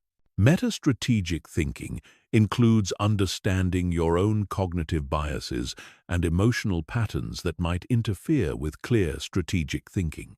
Everyone has blind spots, preferred approaches that may not be optimal in all situations, and psychological tendencies that can lead to poor strategic decisions. Master strategic thinkers develop sophisticated self-awareness about their own mental patterns and create systems to compensate for their limitations. True strategic mastery involves understanding that strategy without character is ultimately self-defeating. The most powerful strategic techniques can be used for destructive purposes that harm others and ultimately undermine the strategic thinker's own long-term interests. Master strategic thinkers understand that sustainable success requires building rather than destroying, creating value rather than just capturing it, and contributing to the common good rather than just pursuing narrow self-interest. This ethical dimension of strategic thinking isn't just about moral concerns, though those are important. It's also about practical effectiveness. Strategies that depend on deceiving, manipulating, or exploiting others create enemies, damage reputation, and eventually provoke counter-strategies that can be more powerful than your original approach. Strategies built on creating genuine value and developing mutually beneficial relationships tend to be more robust and sustainable over time. Master strategic thinkers also understand that the highest level of strategic thinking involves transcending strategy itself. While frameworks and techniques are essential tools for navigating complex situations, over-reliance on strategic calculation can interfere with authentic relationships, spontaneous creativity, and genuine human connection. The most effective strategic thinkers know when to be strategic and when to simply be present, honest, and responsive to immediate circumstances. This wisdom involves understanding that life is not entirely strategic. Some of the most important experiences and relationships emerge from non-strategic openness to possibility rather than calculated planning. Some of the most valuable insights arise from intuitive leaps rather than analytical reasoning.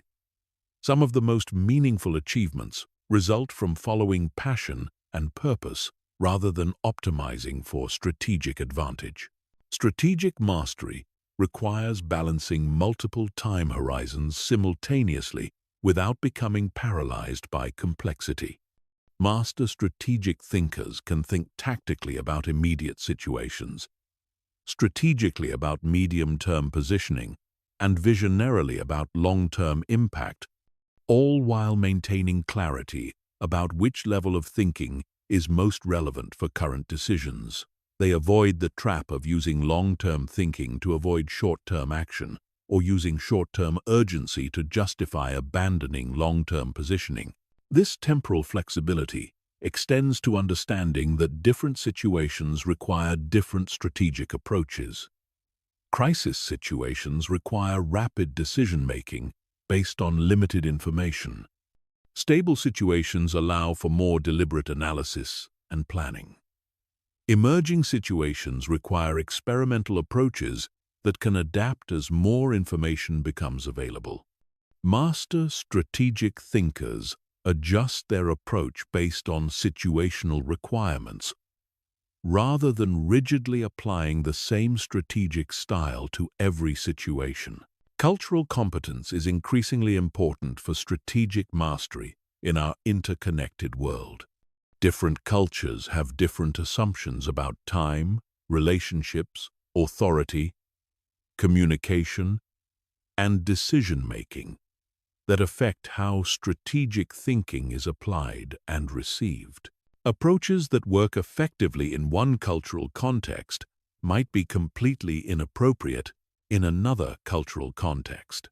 Master strategic thinkers develop the ability to understand and work within diverse cultural frameworks, rather than assuming that their own cultural approach is universally optimal. This cultural flexibility allows them to build relationships and execute strategies across cultural boundaries that would be impossible for more culturally limited thinkers. Strategic mastery also involves understanding that the ultimate purpose of strategic thinking is not to control outcomes, which is impossible, but to position yourself to respond effectively to whatever outcomes emerge.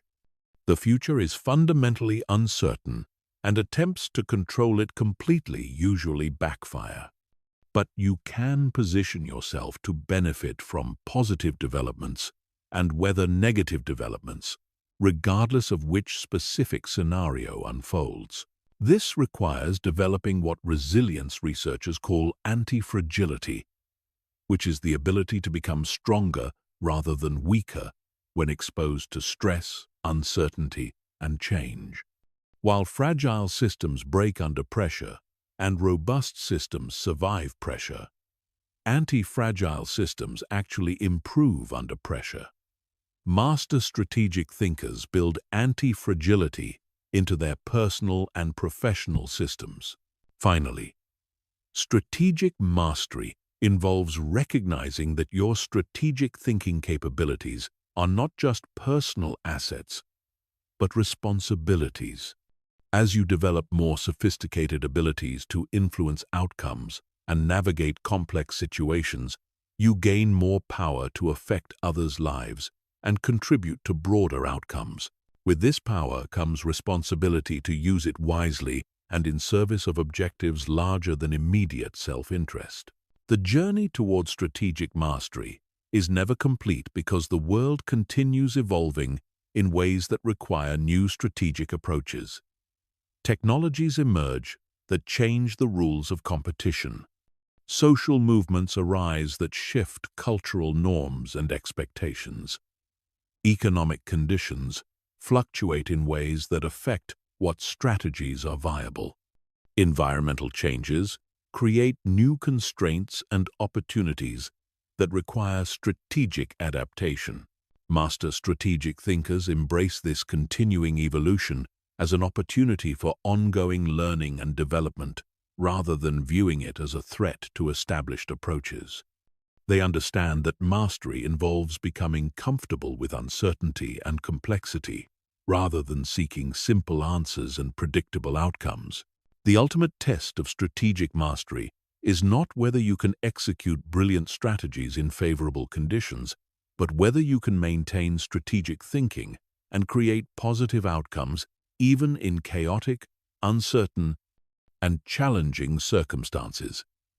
When you can remain clear-headed, creative, and effective, regardless of external conditions, you have achieved true strategic mastery. This mastery creates a profound shift in how you experience life itself.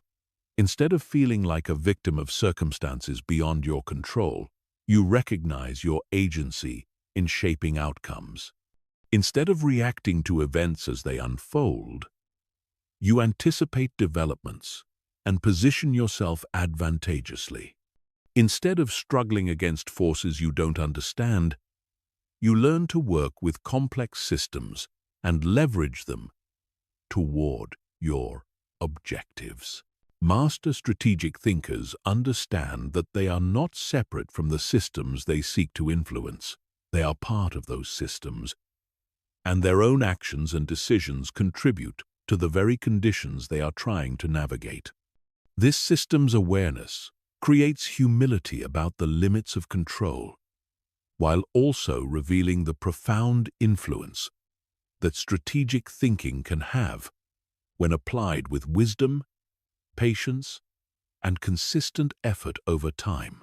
Your journey toward strategic mastery begins with the decision to think strategically about your own development. Every situation you encounter becomes an opportunity to practice strategic thinking. Every challenge becomes a chance to apply strategic frameworks. Every success becomes a case study for understanding what worked and why. Every failure becomes a learning opportunity for improving your strategic capabilities. The frameworks and principles you've learned in this audiobook provide the foundation. But mastery comes from applying them consistently in your own unique circumstances, adapting them to your own objectives and constraints, and gradually developing the wisdom to know when and how to use them most effectively. Your strategic mastery will be uniquely yours, shaped by your experiences, values, and the specific challenges and opportunities you choose to pursue. The world needs more master strategic thinkers who use their capabilities in service of positive change, value creation, and human flourishing. As you develop these capabilities, you join a community of individuals who understand that thinking strategically is not just about personal success, but about contributing to solutions for the complex challenges facing our interconnected world. Your strategic thinking journey has only just begun, but you now have the tools and frameworks to navigate whatever challenges and opportunities lie ahead. The question is not whether you can become a master strategic thinker, but whether you will commit to the ongoing practice and development that mastery requires. The choice, as always, is yours to make strategically.